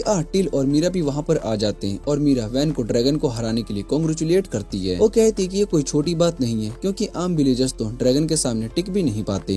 वो बताते कि इस जीत में स्पार्टा और डी का भी बहुत ही बड़ा कंट्रीब्यूशन है, लेकिन सबसे इम्पोर्टेंट वैन के वेपन्स है। फिर भी वैन सेटिस्फाई नहीं होता और डिसाइड करता है कि अपने बलिस्टा को और अपग्रेड करेगा। उसके बाद मीरा कहती कि अब ड्रैगन स्लेइंग सेरेमनी होनी चाहिए, क्योंकि ड्रैगन को हराना सबसे बड़ा होनर की बात है। सेरेमनी शुरू होती है, जहाँ पर मीरा सभी को बताती है कि इस फाइट के सबसे बड़े हीरोज डी और स्पार्टा और वैन है। डी ने ड्रैगन का सर काटा, स्पार्टा ने उसे कंट्रोल किया और वैन ने पावरफुल वेपन्स बनाए। ये सब सुनकर वैन थोड़ा सा साय हो जाता है, लेकिन अंदर ही अंदर खुश भी होता है। और मीरा सोचती कि उसने अपनी लाइफ में बहुत ही लोग देखे, लेकिन वैन जैसा कोई नहीं है। मीरा अपने पास्ट को याद करती है, जहाँ पर उसकी फायर मैजिक टैलेंट पता चलने के बाद उसकी फैमिली ने उसे पैसे के लिए दूसरे नोबल को दे दिया था। उसके बाद उसने बहुत ही हार्ड ट्रेनिंग की और सिर्फ 16 साल की एज में ही नाइट कमांडर बन गई और कई बैटल्स को जीतकर उसने अपना नाम बना लिया। एक दिन कोड फेर्डिनेंड उसे बुलाता है और आर्ट को एक दूर के विलेज में शादी के लिए सेफली जाने को कहता है। शुरू में मीरा को ये सब जरूरत से ज्यादा लगती है, लेकिन फिर वो आर्ट के साथ निकल पड़ती है। रास्ते में आर्ट उससे पूछती है कि क्या उसे इसलिए भेजा जा रहा है क्योंकि उसे यूजलेस है, लेकिन मीरा उसे समझाती है कि उसके सिबलिंग्स की भी शादी हो चुकी है, इसलिए अब उसकी बारी है। ये सुनकर मीरा को आर्ट के लिए थोड़ा सा सॉफ्ट कॉर्नर आ जाता है, क्योंकि वो अभी छोटी एज में ही अपना घर छोड़ चुकी थी। लेकिन जब वो वैन से मिलती है तो वो बहुत ही हैरान हो जाती है, क्योंकि वैन एक बहुत ही अच्छा इंसान है और अलग इंसान होता है। वो खुश होती है कि आर्ट उससे शादी करेगी। तभी मीरा सभी के सामने अनाउंस करती है कि वो वैन के साथ अलायंस बनाना चाहती है, जिसे सुनकर सब बहुत ही शौक हो जाते हैं। वो वैन से कहती है कि इस अलायंस से उसे सपोर्ट मिलेगा और कोई भी उसके अगेंस्ट नहीं जाएगा। वैन को ये परफेक्ट चांस लगता है और वो तुरंत इस अलायंस को एक्सेप्ट कर लेता है। अगले दिन वैन और स्पार्टा विलेज के फ्यूचर के बारे में बात करते हैं। स्पार्टा कहता है कि यह फोर्ट्रेस बन चुका है, तो उन्हें विलेज को सिटी बनाने पर फोकस करना चाहिए। वैन को याद आता है कि उनका अगला गोल 10,000 लोगों की सिटी बनाना है और दोनों डिसाइड करते हैं कि अब नए लोगों को अट्रैक्ट करना होगा। तभी टिल आकर बताते हैं कि कुछ मर्चेंट्स उनसे मिलने के लिए आए हैं और वैन बहुत ही एक्साइटेड हो जाता है और डिसाइड करता है कि पहले ड्रैगन के मटेरियल्स बेचकर पैसे कमाए और फिर अपनी सिटी प्लानिंग पर काम शुरू कर दे।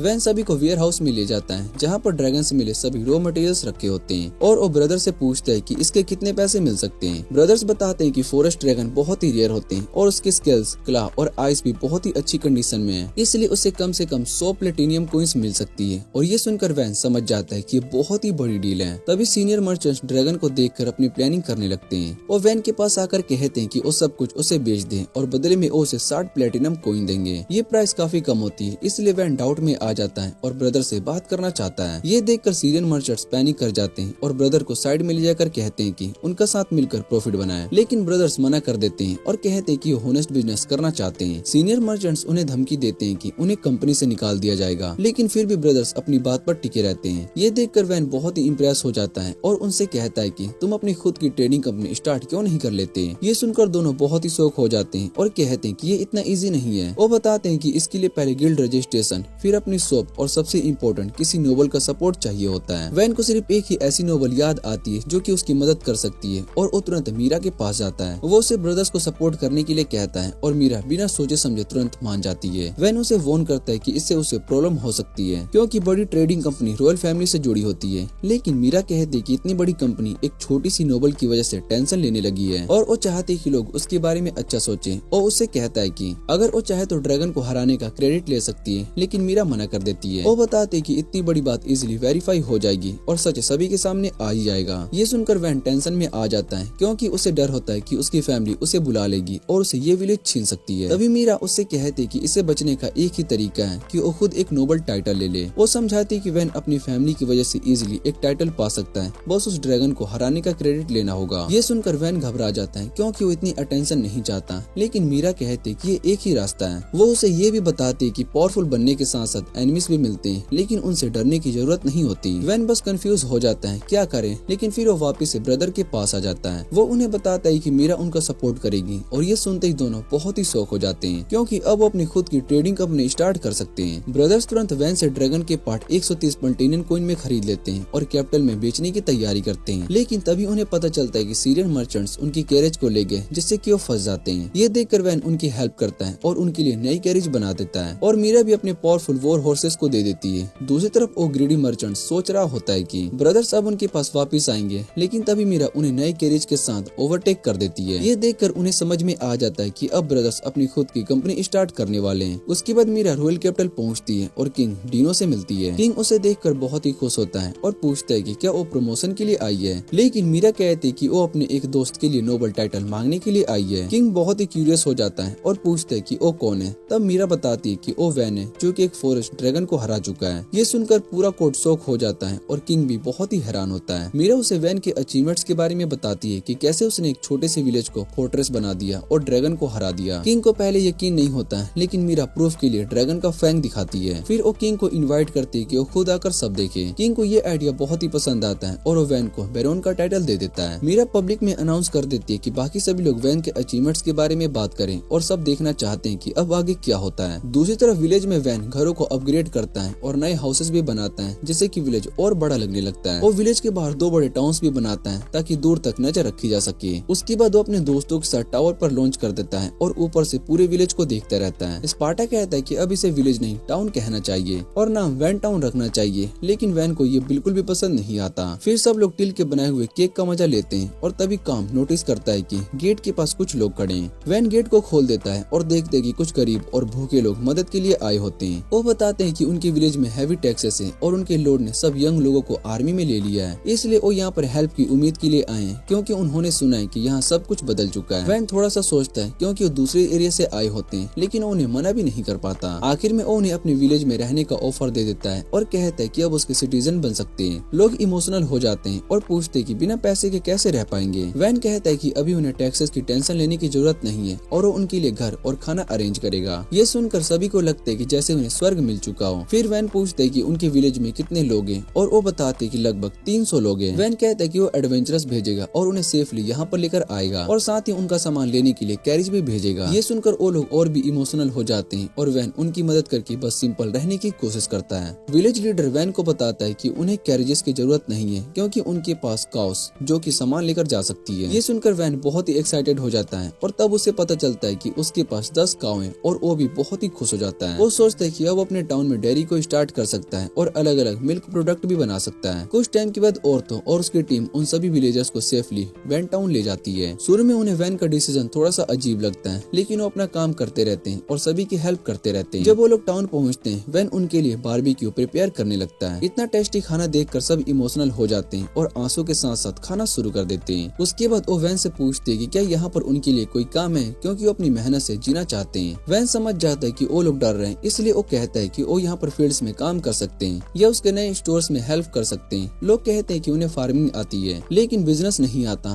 तब वैन कहता है कि जो आता है वो करो, बाकी काम दूसरे लोग संभाल लेंगे। तभी विलेज चीफ आता है और सभी का वेलकम करता है और कहता है कि वैन ने उसकी लाइफ बदल दी है और अब वो चाहते हैं कि नए लोग भी वही खुशी पाए। लोग ऑलरेडी इतने खुश होते हैं कि वैन उनके लिए केक भी बना देता है जो उन्हीं के काऊ के मिल्क से बना होता है। वो सबको कहता है कि अब उनकी लाइफ सिर्फ बेटर होने वाली है, क्योंकि ये विलेज जल्दी एक बहुत ही बड़ा सिटी बनने वाला है। ये सुनकर सभी को लगता है कि अब वो सिर्फ सर्वाइव नहीं करेंगे बल्कि अच्छे से जी पाएंगे। कुछ ही टाइम में सब लोग एक दूसरे के साथ घुल मिल जाते हैं और वैन ये सब देखकर बहुत ही खुश होता है। स्पार्टा अचानक से वैन को कहता है कि अब उसकी पढ़ाई दोबारा से शुरू करने का टाइम आ चुका है। ये सुनते ही वैन पैनिक हो जाता है और कहता है कि इतना काम करने के बाद पढ़ाई करना अनफेयर है, लेकिन स्पार्टा कहता है कि पढ़ाई से कोई नहीं मरता और उसे वापस से पढ़ाई करना पड़ेगा। वैन टेंशन में आ जाता है, लेकिन तभी औरतों और उसकी टीम वहाँ पर आ जाती है। वैन उन्हें देखकर खुश होता है और उन्हें हर्ट करने के बारे में पूछता है, लेकिन औरतों उदास हो जाता है। वो बताता है कि उन्होंने गलती से डंजन का एंट्रेंस ढूंढ लिया है। वैन पहले कंफ्यूज होता है, लेकिन स्पार्टा बताता है कि एक बहुत ही बड़ी बात है और इसे किंग को रिपोर्ट करनी जरूरी है। ये सुनकर वैन टेंशन में आ जाता है, क्योंकि अब बहुत ही सारे एडवेंचरस यहाँ पर आएंगे और उसकी फैमिली को भी अब पता चल जाएगा। फिर भी वैन सिचुएशन को हैंडल करता है और कुजाला को कैपिटल भेजता है ताकि वो डंजन की रिपोर्ट दे सके। बाकी मेंबर्स को डंजन के आसपास के एरिया को चेक करने का काम दे देता है। रिवॉर्ड के लिए वो फैटी को एक पावरफुल मिथ्रिल शॉट देता है, जिसे देखकर सब बहुत ही हैरान हो जाते हैं। कुजाला कैपिटल जाते हुए रास्ते में ओर्स का सामना करता है, लेकिन वो अपनी न्यू शॉट की मदद से सभी को इजीली हरा देता है। तभी वहाँ पर एक लड़की आती है जिसका नाम फार्मिया होता है और वो उसका थैंक यू करती है। वो उसकी तारीफ करती है, लेकिन कुजाला कहती है कि वो बस एक नॉर्मल सी एडवेंचरर है। फिर फार्मिला उससे कहती है कि अगर वो कभी कैपिटल आए तो उसका एहसान जरूर चुकाएगी। कुजाला फार्मिला से कहती है कि वो अभी कैपिटल जा रही है, इसलिए उसके साथ आ सकती है, लेकिन फार्मिला मना कर देती है। लेकिन कुजाला बिना सोचे समझे उसे अपने हॉर्स पर बैठा देता है और कहता है कि वो सेफली ले जाएगा। रास्ते में वो उससे पूछता है कि वो कैपिटल क्यों जा रही है। तब फार्मिला उसे उदास होकर बताती है कि उसके फादर एक बैरोन थे, लेकिन उसकी डेथ के बाद उसका घर चला गया। अब वो अकेली है और कैपिटल जाकर कोई काम ढूंढना चाहती है। ये सुनकर कुजाला उससे कहता है कि वो उसके विलेज आ सकती है, क्योंकि वहाँ पर उसके लिए काम मिल जाएगा। वो उसे प्रोटेक्ट करने का प्रॉमिस करता है और फार्मिला उसकी बात को मान लेती है। दूसरी तरफ वैन स्पार्टा से कहता है कि अब वो आने वाले एडवेंचरस के लिए एक अलग सेटलमेंट बनाएंगे। स्पार्टा को ये आइडिया बहुत ही पसंद आता है और वो कहता है कि किसी को गवर्नर बनाना पड़ेगा, तो वैन तुरंत उसे ही गवर्नर बना देता है। फिर स्पार्टा कहता है कि लॉ एंड ऑर्डर के लिए नाइट ऑर्डर बनाना होगा और वैन डी के अंडर एक नाइट ऑर्डर बना देता है। उसके बाद वैन एडवेंचरस के लिए एक एरिया बनाना शुरू करता है और सब लोग उसकी हेल्प करते हैं। और डी से कहता है कि विलेजर्स को रिक्रूट करें, लेकिन पता चलता है कि स्पार्टा पहले से सभी को रिक्रूट कर चुका है। तभी कुजाला वापस आता है और बताता है कि उसने डंजन की रिपोर्ट पहले से ही कैपिटल में दे दी है। वैन फार्मिला को देखकर पूछता है कि ये कौन है, तो वो कुजाला बताता है कि उसने इसे बचाया और वो यहाँ पर रहना चाहती है। वैन उन दोनों के बीच के कनेक्शन को देखकर बहुत ही खुश हो जाता है। तभी अचानक कुछ लोग तेजी से उनकी तरफ आते हैं, जिसे देखकर वैन बहुत ही घबरा जाता है। लेकिन कुजाला बताता है कि वो बैंडिट्स नहीं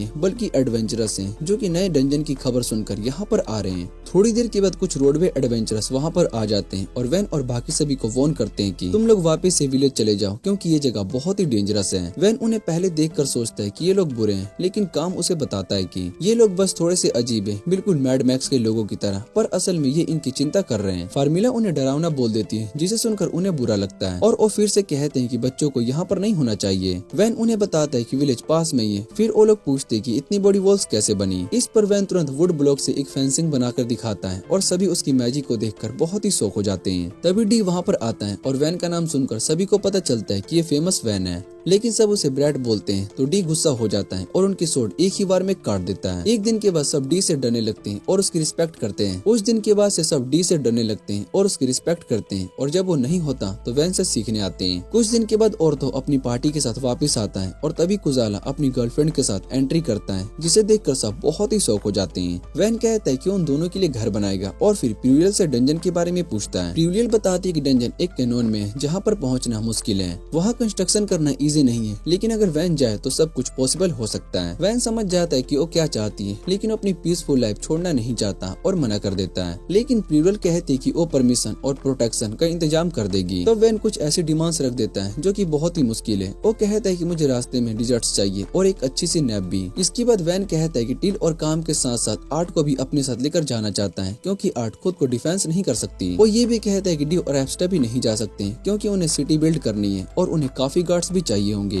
वैन सोचता है कि उसने इतनी अजीब डिमांड्स रखी है, पर प्यूरियल मना कर देती है, लेकिन वो तुरंत हाँ बोल देती है और कहती है कि हम कल ही निकलेंगे। ये सुनकर वैन पूरा शौक हो जाता है और अगले दिन सब लोग कैरिज से डंजन की तरफ निकल पड़ते हैं। वैन को ये आइडिया अभी पसंद ही नहीं आया होता है और काम भी बहुत ही परेशान होता है, क्योंकि उसे मोशन सिकनेस हो रही होती है। तभी रास्ते में एक बड़ा सा ट्रोल आ जाता है और मोहाक वाले तुरंत उस पर अटैक करके उसे हरा देते हैं। वैन उनकी स्ट्रेंथ को देखकर बहुत ही इम्प्रेस होता है, लेकिन उनका चिल्लाना उसे इरिटेट करता रहता है। दूसरी तरफ आर्ट और टिल जर्नी एंजॉय कर रहे होते हैं, जिसे देखकर वैन बहुत ही खुश होता है। थोड़ी देर के बाद औरतों बताता है कि वो डंजन के पास पहुंच गए हैं और वैन बाहर देखते ही शौक हो जाता है। वहाँ पर एक बड़ा सा कैन्यन होता है, जिसे क्रॉस करने के लिए वहाँ पर सिर्फ 2 लकड़ी के प्लेट्स ही लगे होते हैं। कुछ लोग उस पर आराम से चल पा रहे होते हैं और काजुला तो उस पर डांस कर रही होती है, और ये देखकर वैन डर जाता है। फिर वैन सभी को समझाता है कि एक छोटी सी गलती भी जान ले सकती है, इसीलिए सभी को केयरफुल रहना पड़ेगा। सब लोग उसकी बात को मान लेते हैं, लेकिन वैन के पास एक बेटर आइडिया होता है। वो अपनी एबिलिटी का यूज करके एक स्ट्रॉन्ग ब्रिज को बना देता है, जिसे सब लोग सेफली कैन्यन क्रॉस करके डंजन के एंट्रेंस तक पहुंच जाते हैं। इसके बाद वैन मोहॉक क्रू से पूछता है कि वो यहाँ पर कैसे बिल्डिंग चाहते हैं, लेकिन उनके आइडियाज उन्हीं को शॉक कर जाते हैं, क्योंकि वो कसिनो और डिज्नीलैंड जैसी चीजें बोल रही होते हैं। वैन समझ जाता है कि इनसे पूछना ही बेकार था, इसलिए वो खुद डिसाइड करता है कि क्या बनाना जरूरी है। सबसे पहले वो एक स्ट्रॉन्ग स्टील डोर बना लेता है, ताकि कोई मोस्टर डंजन से बाहर ना आ जा सके। उसके बाद वो एडवेंचरस के लिए एक बड़ा सा होटल बना देता है, जिससे कोई यहाँ पर रुककर बार बार डंजन जा सके। मोहॉक क्रू तुरंत अंदर जाकर चेक करते हैं, जहाँ पर उन्हें गार्ड फ्लोर पर स्टोर रूम और रेस्टिंग एरिया मिलता है। सेकंड फ्लोर पर कैफेटेरिया और थर्ड फ्लोर पर स्लीपिंग एरिया होता है। साथ ही एक बड़ी सी बैल्कनी भी होती है, जहाँ से वो नेचर का व्यू एंजॉय कर सकते हैं। और ये सब देखकर सभी लोग वैन की तारीफ करने लगते हैं। वैन बताता है कि उसने रेन वाटर को कलेक्ट करने के लिए टैंक्स भी बनाए हैं, जो कि वॉशिंग के काम आएंगे, लेकिन पीने के नहीं। इसके बाद वैन औरतों को बोलता है कि तुम यहाँ पर सभी को संभालो, क्योंकि क्योंकि मैं इन सभी को हैंडल कर सकता हूँ। तभी वैन देखता है कि शाम हो रही होती है और वो सभी को कहता है कि हमें वापस से चलना होगा वरना एस्पार्टा डांट देगा। एडवेंचरस इस बात पर हंसते हैं कि वैन भी किसी से डरता है, जिससे वैन थोड़ा सा इरिटेट हो जाता है। तभी आर्ट उसे एक ग्रोइंग क्रिस्टल दिखाती है जो कि उसे मिला होता है। वैन उसे देखकर बहुत ही हैरान हो जाता है क्योंकि ये पूरे मिथ्रिल का क्रिस्टल होता है। वैन आर्ट की तारीफ करता है और फिर सब लोग वापस से विलेज लौट आते हैं। वहाँ स्पार्टा उनका वेट कर रहा होता है और उसकी स्कैरी स्माइल को देखकर वैन समझ जाता है कि अब वो फंस गया है। वो अपने दोस्तों से हेल्प मांगता है लेकिन सब स्पार्टा से दूर हो रहे होते हैं। फिर वैन औरतों से कहता है कि उसे बचाएं और औरतों मजबूरी में ब्लेम लेने के लिए मान जाता है, लेकिन स्पार्टा उसकी बात को नहीं सुनता और वैन को पकड़कर अंदर ले जाता है डांट लगाने के लिए। उसके बाद वैन आर्ट के साथ विलेज में वॉक कर रहा होता है जहाँ पर आर्ट कहती है कि तुमने इस विलेज को पूरी तरीके से बदल दिया। इसके बाद आर्ट कहती है कि यहाँ रहने वाले सभी लोग जरूर खुश होंगे और फिर वैन उससे पूछता है कि तुम क्या फील करती हो। आर्ट पहले उसकी बात को समझ नहीं पाती, फिर वैन सीधा पूछता है कि तुम यहाँ पर रहना चाहती हो। ये सुनकर आर्ट थोड़ी सी शर्मा जाती है और वैन उससे कहता है कि टेंशन लेने की जरूरत नहीं है, वो बस उसकी अच्छी फीलिंग जानना चाहता है। तब आर्ट धीरे से कहती है कि वो वैन के साथ रहना चाहती है और उसे एंगेजमेंट भी करना चाहती है। ये सुनकर वैन एकदम से ब्लैंक हो जाता है और जब आर्ट शर्माने लगती है तो कहता है कि मैं इस बात को भूल जाऊंगा, लेकिन अंदर ही अंदर वो काफी खुश होता है। कुछ दिन के बाद मर्चेंट भाई बेली और रैंको वापिस से विलेज आते हैं और वैन उनसे पूछते हैं कि क्या उनका नया ट्रेड सेट हो चुका है और वो कहते हैं कि सब कुछ उसी की वजह से हुआ है और उसे वाइल्ड ड्रैगन के मटेरियल्स के पैसे भी देते हैं। वैन वो पैसे टील को दे देता है और इतनी बड़ी अमाउंट को देखकर वो बहुत ही शौक हो जाती है। फिर वैन उनसे मीरा के बारे में पूछता है और वो बताते हैं कि वो कोर्ट फेंडिडारो से मिलने के लिए गई है और शायद से वैन के पास रहना उसे ज्यादा पसंद है और ये सुनकर वैन बहुत ही खुश हो जाता है। लेकिन फिर वो बताते हैं कि वो बस पास में अपना टेरिटरी बनाना चाहती है। उसके बाद वो वैन के लिए एक बड़ा सा बॉक्स लाते हैं और कहते हैं कि ये वही चीज है जो कि तुम चाहते थे। जब वो बॉक्स को खोलते हैं तो उनमें मशीन क्रॉसबो होता है जो कि एक साथ कई एरोस को फायर कर सकता है। ये देखकर वैन बहुत ही ज्यादा खुश हो जाता है और उसे तुरंत ले जाकर समझाने लगता है कि ये कैसे काम करता है। आर्ट कहती है कि तुम इसे पाकर पैसे से भी ज्यादा खुश रहोगे और वैन इस बात को मान लेता है। फिर वो अपनी एबिलिटी से उस जैसा एक क्रॉसबो बना लेता है, लेकिन जब वो उसे चला नहीं पाता तो आर्ट कहती है कि तुम अब कभी कभी फेल हो जाते हो। ये सुनकर वैन बहुत ही कंफ्यूज हो जाता है और आर्ट डर जाती है कि शायद से उससे नाराज हो गया। इसके बाद वैन उसकी बात को सुनकर हंसने लगता है और कहता है कि मैं तो बहुत ही बार फेल होता हूँ, मेरे प्रोडक्शन मैजिक के अलावा मेरे पास कुछ भी नहीं है। आर्ट कहती है कि ये बात गलत है क्योंकि तुम स्मार्ट हो, एजुकेटेड हो और स्वॉर्डमैनशिप में भी बहुत ही टैलेंटेड हो, जबकि मेरे पास तो कुछ भी खास नहीं है। वैन कहता है कि मेरे पास कोई टैलेंट नहीं है और अगर तुम चाहो तो मैं तुम्हें स्पार्टा के पास पढ़ा सकता हूँ जिससे कि तुम भी टैलेंटेड बन जाओगी। आर्ट उसकी बात को सुनकर हल्के से स्माइल करती है, लेकिन जब वैन उससे उसके मैजिक के बारे में पूछता है तो वो सीरियस हो जाती है। टिल उससे कहती है कि अगर तुम कंफर्टेबल नहीं हो तो बताने की जरूरत नहीं है, लेकिन फिर भी आर्ट धीरे से बताती है कि उसके पास मेरिनियोट मैजिक है। ये सुनकर वैन और टिलो दोनों बहुत ही शौक हो जाते हैं क्योंकि इस मैजिक को लोग बेकार और नफरत वाली मैजिक मानते हैं, लेकिन वैन उसे उदास नहीं होने देता और कहता है कि तुम्हारी मैजिक तो काफी इंटरेस्टिंग लग रही है, मैं इसे देखना चाहता हूँ। थोड़ी हेजिटेशन के बाद आर्ट मान जाती है और वैन उसके लिए एक डॉल बना देता है। आर्ट अपनी मैजिक का यूज करके उस डॉल को नीचे लेकर आती है और ये देखकर वैन बहुत ही इम्प्रेस हो जाता है। वो एक्साइटेड होकर कहता है कि तुम्हारी मैजिक में तो लिमिटलेस पोटेंशियल है और टिल भी उसकी बात की तारीफ करती है। वैन कहता है कि हम और डॉल्स को बनाएंगे और तुम सबके सामने परफॉर्मेंस दोगी। आर्ट थोड़ी सी डर जाती है क्योंकि उसे लगता है कि उसकी मैजिक लोगों को पसंद नहीं आएगी। इस पर वैन कहता है कि लोग मेरी मैजिक को भी बेकार बोलते थे और मेरे फादर ने भी मुझे फेलियर तक कहा था, लेकिन मैंने अपनी मैजिक से सभी को खुश किया, इसलिए तुम्हें भी खुद पर भरोसा रखना चाहिए। आर्ट उसकी बात को मान लेती है और अपना बेस्ट देने का डिसाइड करती है। उस रात वैन सभी विलेजर्स और एडवेंचरर्स को विलेज के सेंटर में एक नए स्टेज पर बुलाता है। सब लोग बहुत ही क्यूरियस होते हैं कि क्या होने वाला है। तभी वैन स्टेज पर आता है और कहता है कि आज हम आर्ट की मैजिक का शो देखने वाले हैं। ये सुनकर सब बहुत ही एक्साइटेड हो जाते हैं और आर्ट थोड़ा सा नर्वस होकर अपनी मैजिक का यूज करती है। वो एक बड़ा सा पपेट खड़ा कर देती है और ये देखकर सब लोग बहुत ही हैरान हो जाते हैं, लेकिन कुछ लोग उसकी मैजिक को पहचान लेते हैं और कहते हैं कि वही कस्ट मैजिक है जो कि पहले किंग और नोबल्स पर अटैक करने के लिए यूज हुई थी। ये सुनकर आर्ट डर जाती है। लोग उसकी मैजिक के बारे में बातें करने लगते हैं जिससे कि वो और भी नर्वस हो जाती है।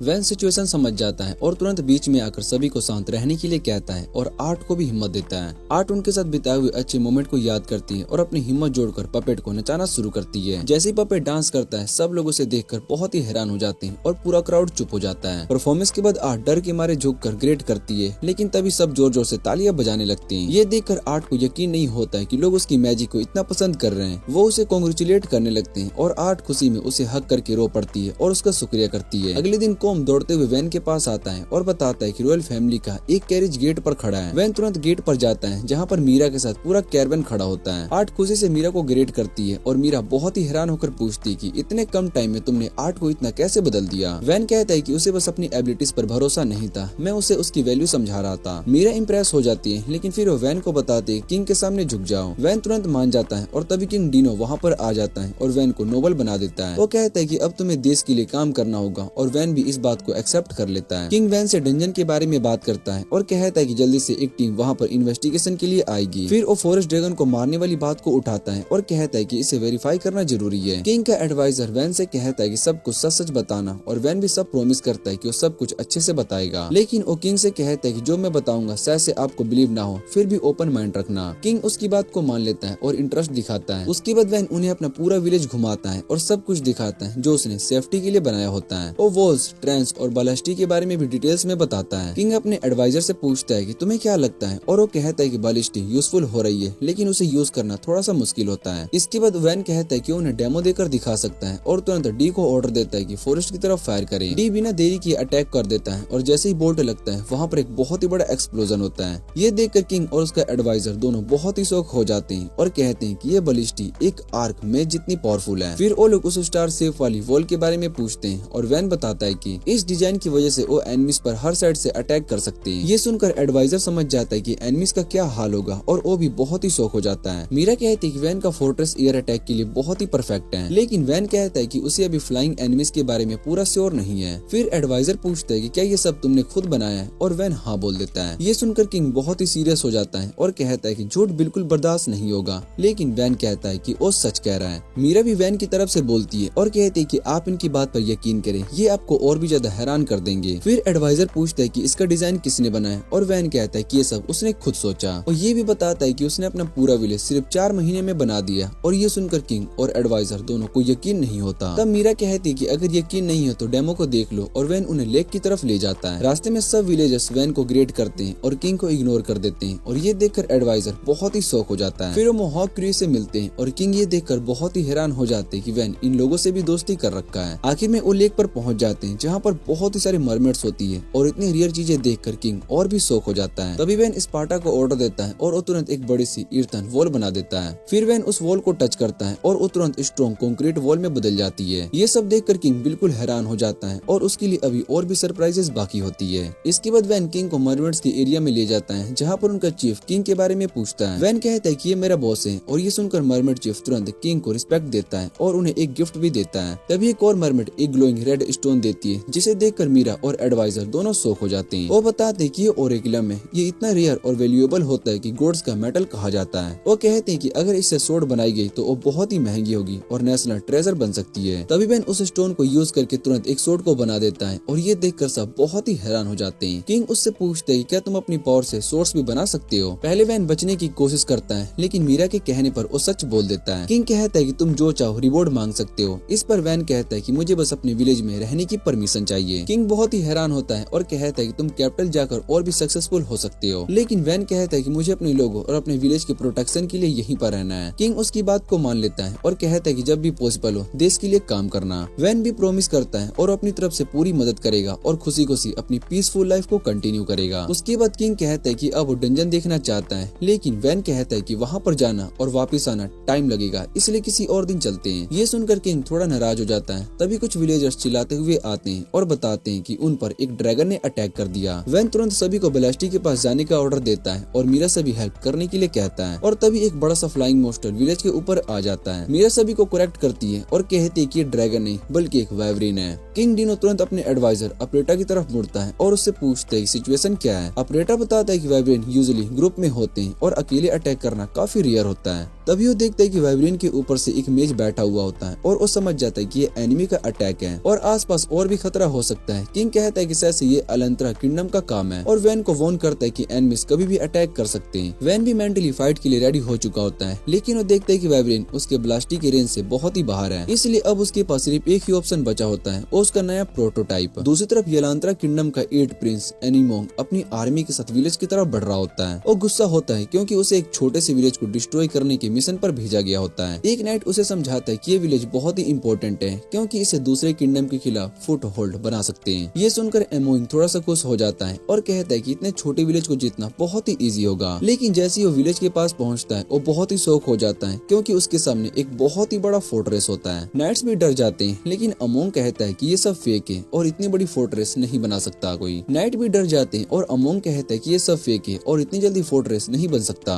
वो ऑर्डर देता है कि बिना सोचे समझे अटैक करो और फोर्ट्रेस को तोड़ दो। नाइट्स मजबूरी में उसकी बात को मान लेते हैं और गेट पर अटैक करना शुरू कर देते हैं। लेकिन काफी बार मारने के बाद भी गेट पर सिर्फ एक छोटा सा डेंट पड़ता है और वो थक जाता है। एनिमोंग ये सब देखकर बहुत ही शौक हो जाता है और तभी वैन वॉल के ऊपर से आकर उसको ग्रेट करता है। वो अपने इंट्रोडक्शन देता है और पूछता है कि तुम येलांट्रा किंगडम से यहाँ पर किस काम से आए हो। एनिमोंग बहुत ही हैरान हो जाता है कि वैन को कैसे पता चला, लेकिन वैन बस गैस मार रहा था। प्रिंस गुस्से में वैन को नीचे आने के लिए कहता है और अपने नाइट को वाइब्रेन से अटैक करने का ऑर्डर देता है। नाइट कहता है कि सिर्फ स्काउटिंग वाइब्रेन है, लेकिन एनिमोंग उसकी बात को नहीं सुनता और वैन को धमकी देता है। इस पर वैन मीरा को सिग्नल देता है और एक नया प्रोटोटाइप अटैक लॉन्च होती है। वो एरो सीधा वाइब्रेन को हिट ही नहीं करती बल्कि ऊपर जाकर एक्सप्लोड हो जाती है और उसमें से बहुत ही सारे शार्प ब्लेड्स भी गिरते हैं। ये सब सीधा वाइब्रेन पर लगते हैं और वो तुरंत नीचे गिर जाता है। एनिमोंग भी गिर पड़ता है और इतनी पावरफुल अटैक को देखकर बहुत शौक भी हो जाता है। वैन खुशी से बताता है कि उसने छोटे छोटे शार्प वेपन्स को एक बॉम्ब में डालकर एक नया अटैक बनाया और ये पहली बार उसने यूज किया है। तभी किंग और उसका एडवाइजर भी वहाँ पर आ जाते हैं और सब कुछ देखते हैं। वैन एनिमोंग से पूछते हैं कि क्या अब भी फाइट करनी है और ये सुनकर उसके नाइट्स तुरंत सरेंडर कर देते हैं। लेकिन एनिमोंग अब भी जिद करता है, लेकिन तभी मीरा उसके पास एक एरो को चला देती है जिससे वो डर कर हार मान लेता है। किंग वैन की एबिलिटी को देखकर बहुत ही इम्प्रेस हो जाता है और कहता है कि तुम एक ब्रिलियंट इंसान हो। एडवाइजर बताता है कि वैन को उसके फादर ने यूजलेस समझकर घर से निकाल दिया है और ये सुनकर किंग और भी हैरान हो जाता है। बाद में एनिमोंग को जेल में डाल दिया जाता है जहाँ पर उसे इंट्रोनेगिएट किया जाता है। अपरेटा उससे प्यार से बात करके सच निकलवाने की कोशिश करता है, लेकिन जब वो नहीं बोलता तो मीरा अपने स्केरी साइड दिखाने के लिए रेडी हो जाती है। एनिमोंग नाइट मम्मी से डर कर सच बता देता है। वो बताता है कि येलांट्रा किंगडम काफी सालों से सिल्यूडोरिया पर अटैक करने की प्लानिंग कर रहा था और उनकी मेन आर्मी ऑलरेडी सुगडिट सिटी की तरफ बढ़ रही है। ये सुनते ही मीरा और अपरेटा घबरा जाते हैं और तुरंत किंग को इन्फॉर्म कर देते हैं। अपरेटा कहता है कि हमें कैपिटल वापस जाकर एक स्ट्रॉन्ग आर्मी के साथ सुगडिट की रक्षा करनी चाहिए और किंग भी इस बात से एग्री कर लेता है। फिर किंग वैन से कहता है कि वो भी इस बैटल में साथ चले।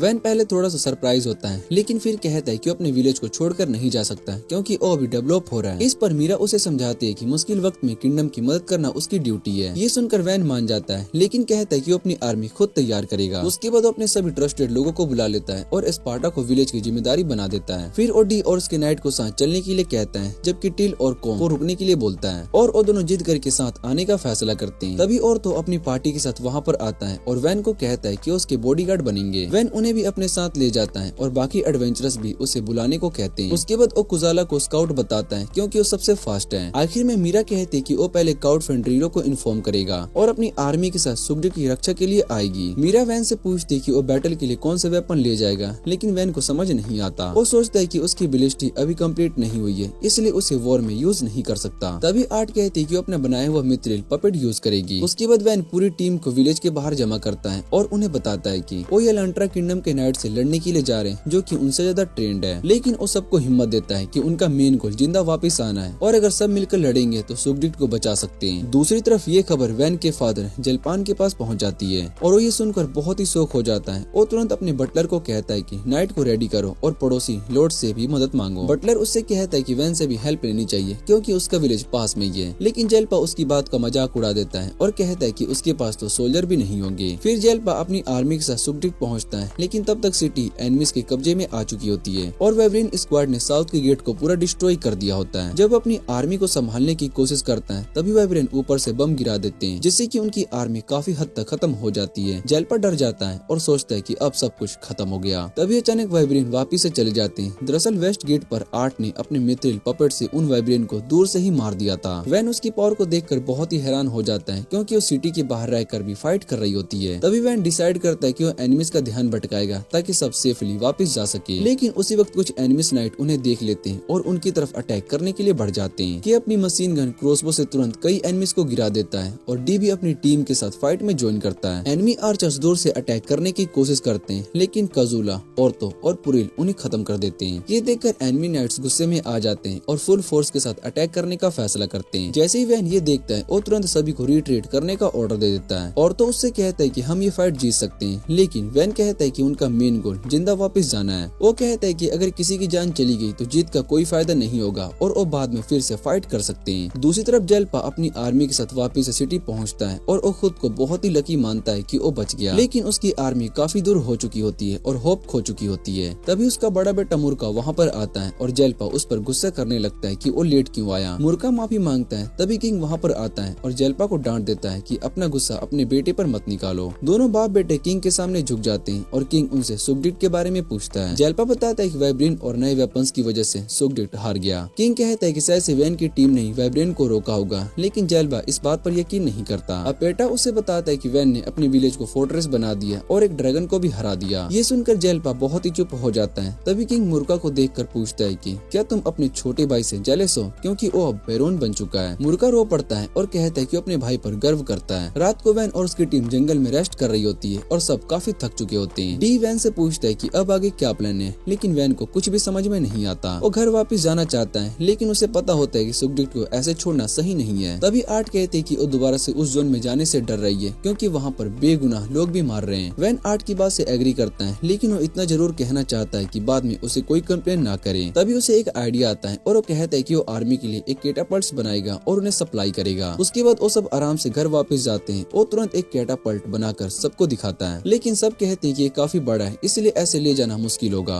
वैन थोड़ा सा सोचता है और कहता है कि वो इन्हें बैटलफील्ड पर ही बना देगा। अगली सुबह वैन को अपनी कल की बात पर पूरा रिग्रेट हो रहा होता है, क्योंकि उसे खुद अब वॉर जोन में जाना पड़ेगा। वो थोड़ा सा कंप्लेन करता है, लेकिन उसकी टीम को पूरा यकीन होता है कि उनका ये नया वेपन वॉर में काम आएगा। थोड़ी देर के बाद वो सुगडिट के पास वाले सिटी पहुंच जाते हैं, जहाँ पर सब नॉर्मल लग रहा होता है, लेकिन सोल्जर काफी ज्यादा होते हैं। डी बताता है कि डिफीट के बाद यहाँ पर आर्मी अपनी स्ट्रेंथ वापस से बना रही है। तभी कुछ नाइट्स उसका रास्ता रोक देते हैं और उनका लीडर जेल्पा होता है, जो कि वैन का फादर है। वैन अपने फादर को ग्रेट करता है, लेकिन जेल्पा उससे पूछते है क्या तुम सच में ड्रैगन को मारकर बैरोन बने हो। वैन हाँ बोलता है और कैजुअली बोलता है कि वो बस एक फॉरेस्ट ड्रैगन था। ये सुनकर नाइट्स भी हैरान हो जाते हैं और जेल्पा पूछता है कि तुमने ये कैसे किया। वैन कहता है कि ये सब उसकी बलिस्टा की वजह से हुआ है, लेकिन जेल्पा इस बात पर यकीन नहीं करता और गुस्सा हो जाता है। तभी मीरा वहाँ पर आ जाती है और वैन को बताती है कि किंग भी यहीं पर है और उसके लिए नए वेपन्स देखना चाहते हैं। ये सुनकर वैन के दिमाग में एक आइडिया आता है और अपने फादर से कहता है कि क्या उसका बलिस्टा देखना चाहेंगे। उसके बाद वो किंग को अपना वेपन दिखाने की तैयारी करता है। मीरा वैन से कहती है कि अपनी बलिस्टा को दिखाए, लेकिन वैन बताता है कि उसने उसका डिजाइन अब और अपग्रेड कर दिया है। ये सुनकर मीरा उसके साथ बात करने लगती है, जबकि जेल्पा उन्हें देखकर बहुत ही इरिटेट हो रहा होता है। उसके बाद वो तीनों किंग से मिलने के लिए जाते हैं, जहाँ पर वैन गार्ड को देखकर बहुत ही इम्प्रेस हो जाता है। मीरा उससे कहती है कि ये सब बहुत ही स्ट्रॉन्ग है, लेकिन फिर मजाक में बोल देती है कि वैन उन्हें अपनी इक्विपमेंट से हरा सकता है। ये सुनकर गार्ड्स को बहुत ही बुरा लगता है और वैन थोड़ा सा एम्बैरेस हो जाता है। फिर वो सब किंग के पास जाते हैं, जहाँ पर मीटिंग चल रही होती है सुगडिट को वापस लाने के लिए। वैन वहाँ पर आर्ट के फादर काउंट फ्रीडियो को भी देखता है, लेकिन उसे समझ में नहीं आता कि उनसे कैसे बात करे। मीटिंग में अपडेटा बताता है कि एलांट्रा किंगडम ने इस बार वाइब्रेन और बॉम्ब जैसे वेपन का यूज करके सुगडिट को एक ही दिन में जीत लिया। ये सुनकर सब टेंशन में आ जाते हैं, क्योंकि उनके पास इसका कोई काउंटर नहीं है। तभी किंग वैन से पूछते हैं कि क्या उसके पास कोई प्लान है। वैन कहता है कि अगर हम वाइब्रेन्स को पहले से हरा दे तो वो बॉम्ब्स को गिरा ही नहीं पाएंगे। ये सुनकर बाकी नोबल्स उसका मजाक उड़ाने लगते हैं, लेकिन किंग को लगता है कि वैन कुछ कर सकता है, इसलिए उसे फ्रंट लाइन पर जाकर लीड करने को कहता है। ये सुनकर सब बहुत ही शौक हो जाते हैं। जब वैन मना कर देता है, वो कहता है कि वो फाइट करने वाला नहीं है, बल्कि सपोर्ट टाइप है और वो खुद को रिस्क में नहीं डालना चाहता। और ये सुनकर सब उसे सेल्फिश कहने लगते हैं और जेल्पा उस पर और गुस्सा हो जाता है। तभी वैन कहता है कि यहाँ पर किसी को नहीं पता कि एक छोटे से विलेज को बचाना कितना मुश्किल होता है। ये सुनकर किंग उससे कहता है कि तुम अपनी बातों को कंटिन्यू करो, लेकिन स्ट्रेटजी बताने की वजह वैन अपनी स्ट्रगल के बारे में बताने लगता है। वैन कहता है कि उसने अपने विलेज को पहले से काफी स्ट्रॉन्ग बना दिया है, लेकिन फिर भी वो छोटा है और अगर येलंत्रा अटैक करे तो वो गिर सकता है। और ये सुनकर एक नोबल पूछता है कि एनिमी एक छोटे से विलेज पर अटैक क्यों करेगा। तभी अपेटा बताता है कि उन्होंने एक प्रिंस तक को भेजा था उस विलेज को जीतने के लिए, जो दिखाता है कि इस बार वो सीरियस है। ये सुनकर सब टेंशन में आ जाते हैं। वैन कहता है कि अपने विलेज को बचाना चाहता है, इसलिए वो यहाँ पर रिस्क नहीं ले सकता। काउंट फेंड्रियो उससे पूछते है कि क्या तुम अपने विलेज पर रहकर इतनी बड़ी आर्मी का सामना कर पाओगे। वैन कॉन्फिडेंस के साथ हाँ कहता है, लेकिन कोई उसकी बात पर यकीन नहीं करता। फिर वैन किंग से कहता है कि वो डायरेक्ट फाइट नहीं करेगा, लेकिन सपोर्ट देगा। वो कहता है कि वो आर्मी को बलिस्टा और कैटापल्ट्स प्रोवाइड करेगा जब उसे अपने नए विलेज भेज दिया जाए। किंग इस बात को मान लेता है। वैन तुरंत सभी को बाहर ले जाता है और डेमो के लिए एक बलिस्टा और कैटापल्ट बना देता है। ये देखकर सब नोबल बहुत ही हैरान हो जाते हैं, लेकिन जेल्पा कहता है कि ये सिर्फ दिखावा है और इससे कुछ नहीं होगा। वो वहाँ से चला जाता है, लेकिन बाकी सभी देखते रहते हैं। वैन बताता है कि उसका कैटापल्ट ऐसे वेपन फायर करेगा जो कि वाइब्रेन को गिरा सकते हैं। किंग उसकी बात पर भरोसा कर लेता है और सबको अपने काम पर लगने को कहता है। तभी टिल वहाँ पर आता है और आर्ट को साथ ले जाता है। आर्ट अपने फादर को देखकर डर जाती है और धीरे से उनसे बात करने की कोशिश करती है, लेकिन उसके फादर उसे इग्नोर कर देते हैं और कहते हैं कि वो अभी वॉर की तैयारी में बिजी है। और ये देखकर आर्ट थोड़ी सी उदास हो जाती है। वैन आर्ट से पूछते कि क्या वो ठीक है और टिल को कहता है कि उसे वापस से जाकर रेस्ट करने दे। रात को वैन अपनी टीम के साथ स्ट्रेटजी बनाता है और कॉम को आर्टिलरी का लीडर बनाता है, जबकि डी और ऑर्थो प्रोटेक्शन की जिम्मेदारी लेते हैं। और ये देखकर वैन बहुत ही खुश हो जाता है और मीरा कहती है कि अब फाइनल बैटल का टाइम आ गया है। वो कहता है कि अब एलिमेंटल मैजिक्स का जमाना खत्म हो रहा है और टेक्नोलॉजी का जमाना शुरू हो चुका है। अगले दिन वॉर शुरू हो जाता है और आर्मी फोर्ट्रेस की तरफ बढ़ने लगती है।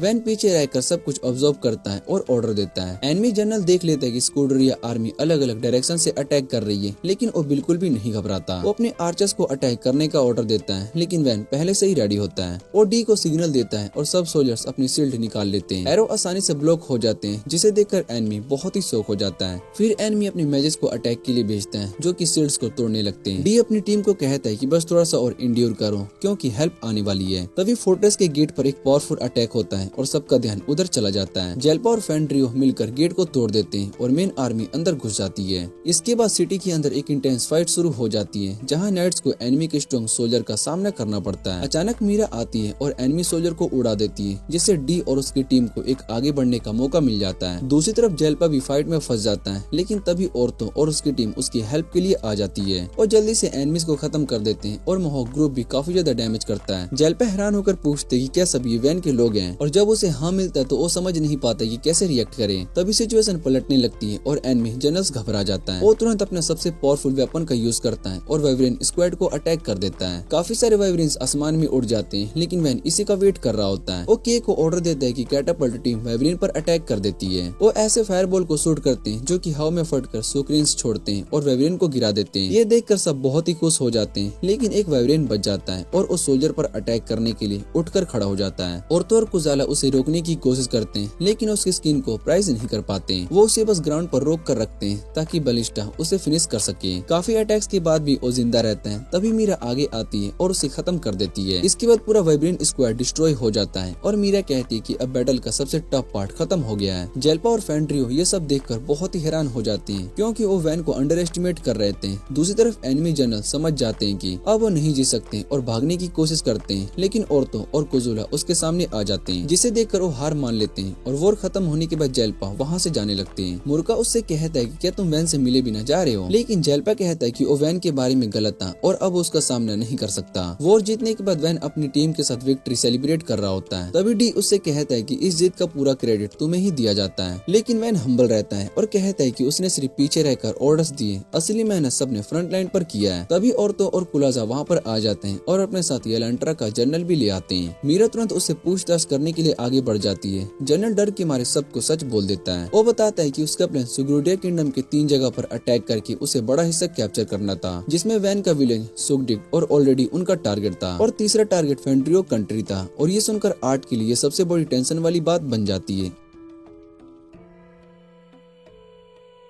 सिटी अल्ट में पहुंचते ही वो लोग देखते कि वहाँ के लोग डर के मारे इधर उधर भाग रहे होते हैं, अपना सामान लेकर जान बचाने की कोशिश कर रहे होते हैं। ये सब देखकर वो लड़की समझ जाती कि सिचुएशन बहुत ही सीरियस है और अपनी माँ की चिंता होने लगती है कि कहीं वो खतरे में ना हो। तब मीरा बताती कि एनिमी एक साथ 3 तरफ से अटैक कर रहे हैं, जिसमें से 2 जगह पर ऑलरेडी अटैक हो चुका है और अब उनका टारगेट है कोड फेंड्रेड का टेरिटरी। ये सुनते ही लड़की सीरियस हो जाती है और वैन से कहती कि उसे वहाँ जाना होगा। वैन भी बिना सोचे समझे उसके साथ जाने का डिसीजन ले लेता है, लेकिन लड़की उसे रोकने की कोशिश करती है और कहती कि उसके लिए फैमिली का मैटर है, और वैन भी उसकी हेल्प करने के लिए रेडी रहता है। बाकी एडवेंचरर्स भी डिसाइड करते हैं कि वो लोग भी उसके साथ जाएंगे, क्योंकि उसे अकेला नहीं छोड़ सकते। उसके बाद सीन बैटलफील्ड पर शिफ्ट हो जाता है, जहाँ पर वो लड़की सिटी पर हो रहे अटैक को देखकर सीधा डेंजर की तरफ भाग पड़ती है। तभी अचानक आसमान में से ड्रैगन आ जाते हैं, जो कि सिटी को तबाह करने के लिए रेडी होते हैं। ये सब देखकर लड़की बहुत ही शौक में चली जाती है। कुछ देर के लिए वो लड़की समझ नहीं पाती है कि क्या करे। तभी एक एडवेंचरर उससे कहता है कि अगर अभी बैटल में जाएंगे तो शायद सिचुएशन को संभाला जा सकता है, और उसे कमांड देने को कहता है। लेकिन आर्ट मुश्किल से कहती कि इस वॉर को रोकने के लिए काउंट फेंड्रेड के घर का कोई ना होना जरूरी है, वरना ये पॉसिबल नहीं है। तब सीन उसकी माँ शिरोन की तरफ शिफ्ट हो जाता है, जो कि सोच रही होती है कि अगर सिचुएशन और खराब हुई तो वो लास्ट ऑप्शन पर सब कुछ सेक्रीफाइस कर देगी। दूसरी तरफ एनिमी आर्मी पहले से अपनी जीत को सेलिब्रेट कर रही होती है, लेकिन तभी अचानक आसमान से एक सिल्वर शैडो जैसा कोई अटैक करता है और ड्रैगन को आसानी से हराने लगता है। वो कोई और नहीं बल्कि आर्ट होती है, जो कि सिटी को बचाने के लिए आ चुकी थी। अपनी फास्ट और प्रिसाइज शॉट स्किल से वो एनिमीज को एक के बाद एक खत्म करने लगती है, जिससे कि वो कुछ हो ही ना। एनिमीज ये देखकर अपना टारगेट चेंज करने का प्लान बनाते हैं और सोचते हैं कि इसकी पावर सोर्स को अटैक करना होगा। आर्ट थोड़ी सी नर्वस हो जाती है क्योंकि उसे स्ट्रेटजी का ज्यादा नॉलेज नहीं होता। उसके हाथ तक कांपने लगते हैं, लेकिन फिर भी वो हिम्मत करके सभी की मदद मांगती है और फ्रंट लाइन पर जाने का डिसीजन लेती है। अपने पपेट के साथ वो एनिमीज को काटना शुरू कर देती है और तभी बाकी एडवेंचरस भी उसकी हेल्प के लिए आ जाते हैं। सब मिलकर एनिमीज को इफिशिएंटली हराने लगते हैं और बैटल और भी इंटेंस हो जाती है। वॉर के बीच सब लोग अपनी पूरी ताकत को लगा देते हैं और बिना किसी साथी को खोए एनिमीज को हरा देते हैं। लेकिन जब वो आसमान की तरफ देखते हैं तो पता चलता है कि अभी भी काफी ड्रैगन्स और वाइब्रेंस बाकी है, यानी कि सिचुएशन अभी डेंजरस है। तब एनिमी जनरल ऑर्डर देता है कि सिल्वर नाइट को खत्म करो। इधर आर्ट अपने पपेट के साथ आगे बढ़ती रहती है और अपने फ्रेंड्स की हेल्प से एनिमीज को हराती रहती है। सब लोग देखकर बहुत ही हैरान होते हैं कि वो एक साथ दो पपेट को कंट्रोल कर रही है। आर्ट बताती है कि उसकी मैजिक ज्यादा देर तक नहीं चलेगी, लेकिन फिर भी वो हार नहीं मानेगी। अपनी पूरी पावर के साथ वो एनिमीज को लगातार खत्म करती रहती है, चाहे उसकी स्ट्रेंथ धीरे धीरे कम ही क्यों ना हो रही हो। वो याद करती है कि लोग उसकी पपेट मैजिक को बेकार समझते थे और उसे हमेशा अंडर एस्टिमेट किया गया, लेकिन वैन की वजह से उसने खुद पर दोबारा से भरोसा करना सीखा। अब वो डिसाइड करती है कि अपनी पावर का यूज करके अपने प्यारे लोगों को बचाने के लिए करेगी। काफी देर तक फाइट करने के बाद वो सभी बचे हुए एनिमीज को भी खत्म कर देती है और फाइनली उन्हें विक्ट्री मिल जाती है। वॉर के बाद आर्ट बहुत ही खुश होती है और समझ जाती है कि वैन की वजह से वो यहाँ तक पहुँच पाई। वो अपने पपेट्स को थैंक यू बोलती है और उनसे माफी भी मांगती है। दूसरी तरफ उसकी माँ सोच रही होती है कि आखिर उन्हें बचाया किसने। तभी उसके फादर वहाँ पर आ जाते हैं और बताते हैं कि दो पपेट्स ने ही पूरी आर्मी को पीछे हटने पर मजबूर कर दिया। उसके बाद पता चलता है कि जो रेनफोर्समेंट को लीड कर रही होती है वो कोई और नहीं बल्कि व्हाइट हेयर वाली लड़की आर्ट ही थी।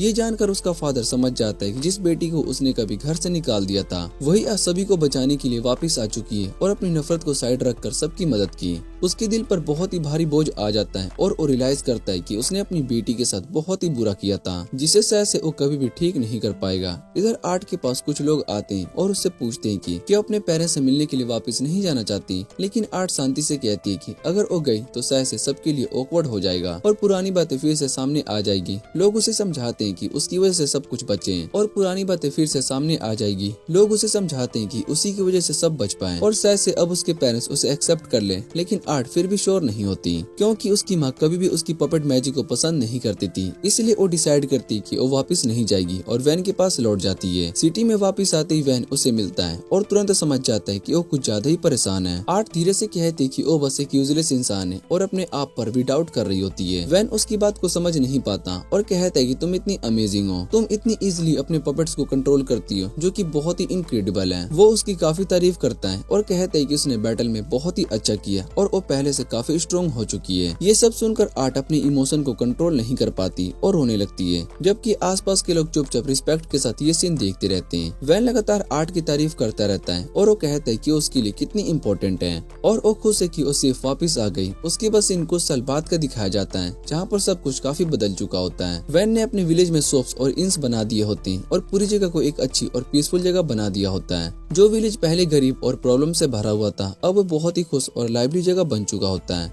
जहाँ अलग अलग लोग मिलकर हार्मनी में रहते हैं। वैन सभी को एक साथ लाने के लिए बारबेक्यू ऑर्गेनाइज करता है, जहाँ पर सब लोग हंसते हंसते बहुत ही एंजॉय करते हैं। वो याद करता है कि कैसे उसके फादर ने घर से निकाल दिया था, लेकिन उसी की वजह से ये जिंदगी नहीं मिली और इतने अच्छे लोग मिले। अब वो समझ जाता है कि जहाँ पर वो सोच रहा था कि उसने सब कुछ खो दिया, वहीं उसने अपनी असली खुशी मिल गई। तभी अचानक से स्पार्टा आता है और वैन को पढ़ाई के लिए बुला लेता है और कहता है कि अब उसे सब कुछ सिखाएगा और तुरंत ही डी भी आ जाता है और उसे शॉर्ट ट्रेनिंग के लिए खींचने लगता है। कुछ ही सेकंड में वो दोनों वैन को अपनी तरफ खींचने लगते हैं और सिचुएशन थोड़ी सी फनी और कियोटिक हो जाती है। इतनी कंफ्यूजन को देखकर वैन समझ ही नहीं पाता है कि अब क्या करे, इसलिए वो दूर दूर हटने लगता है। ये देखकर आसपास के लोग हंसने लगते हैं और सीन थोड़ा सा फनी हो जाता है और इसी के साथ इस एनिमे का ये सीजन यहीं पर एंड हो जाता है। अगर आपको ये वीडियो अच्छी लगे तो वीडियो को लाइक करके चैनल को सब्सक्राइब जरूर कर लेना। तो मिलते हैं अगली वीडियो में।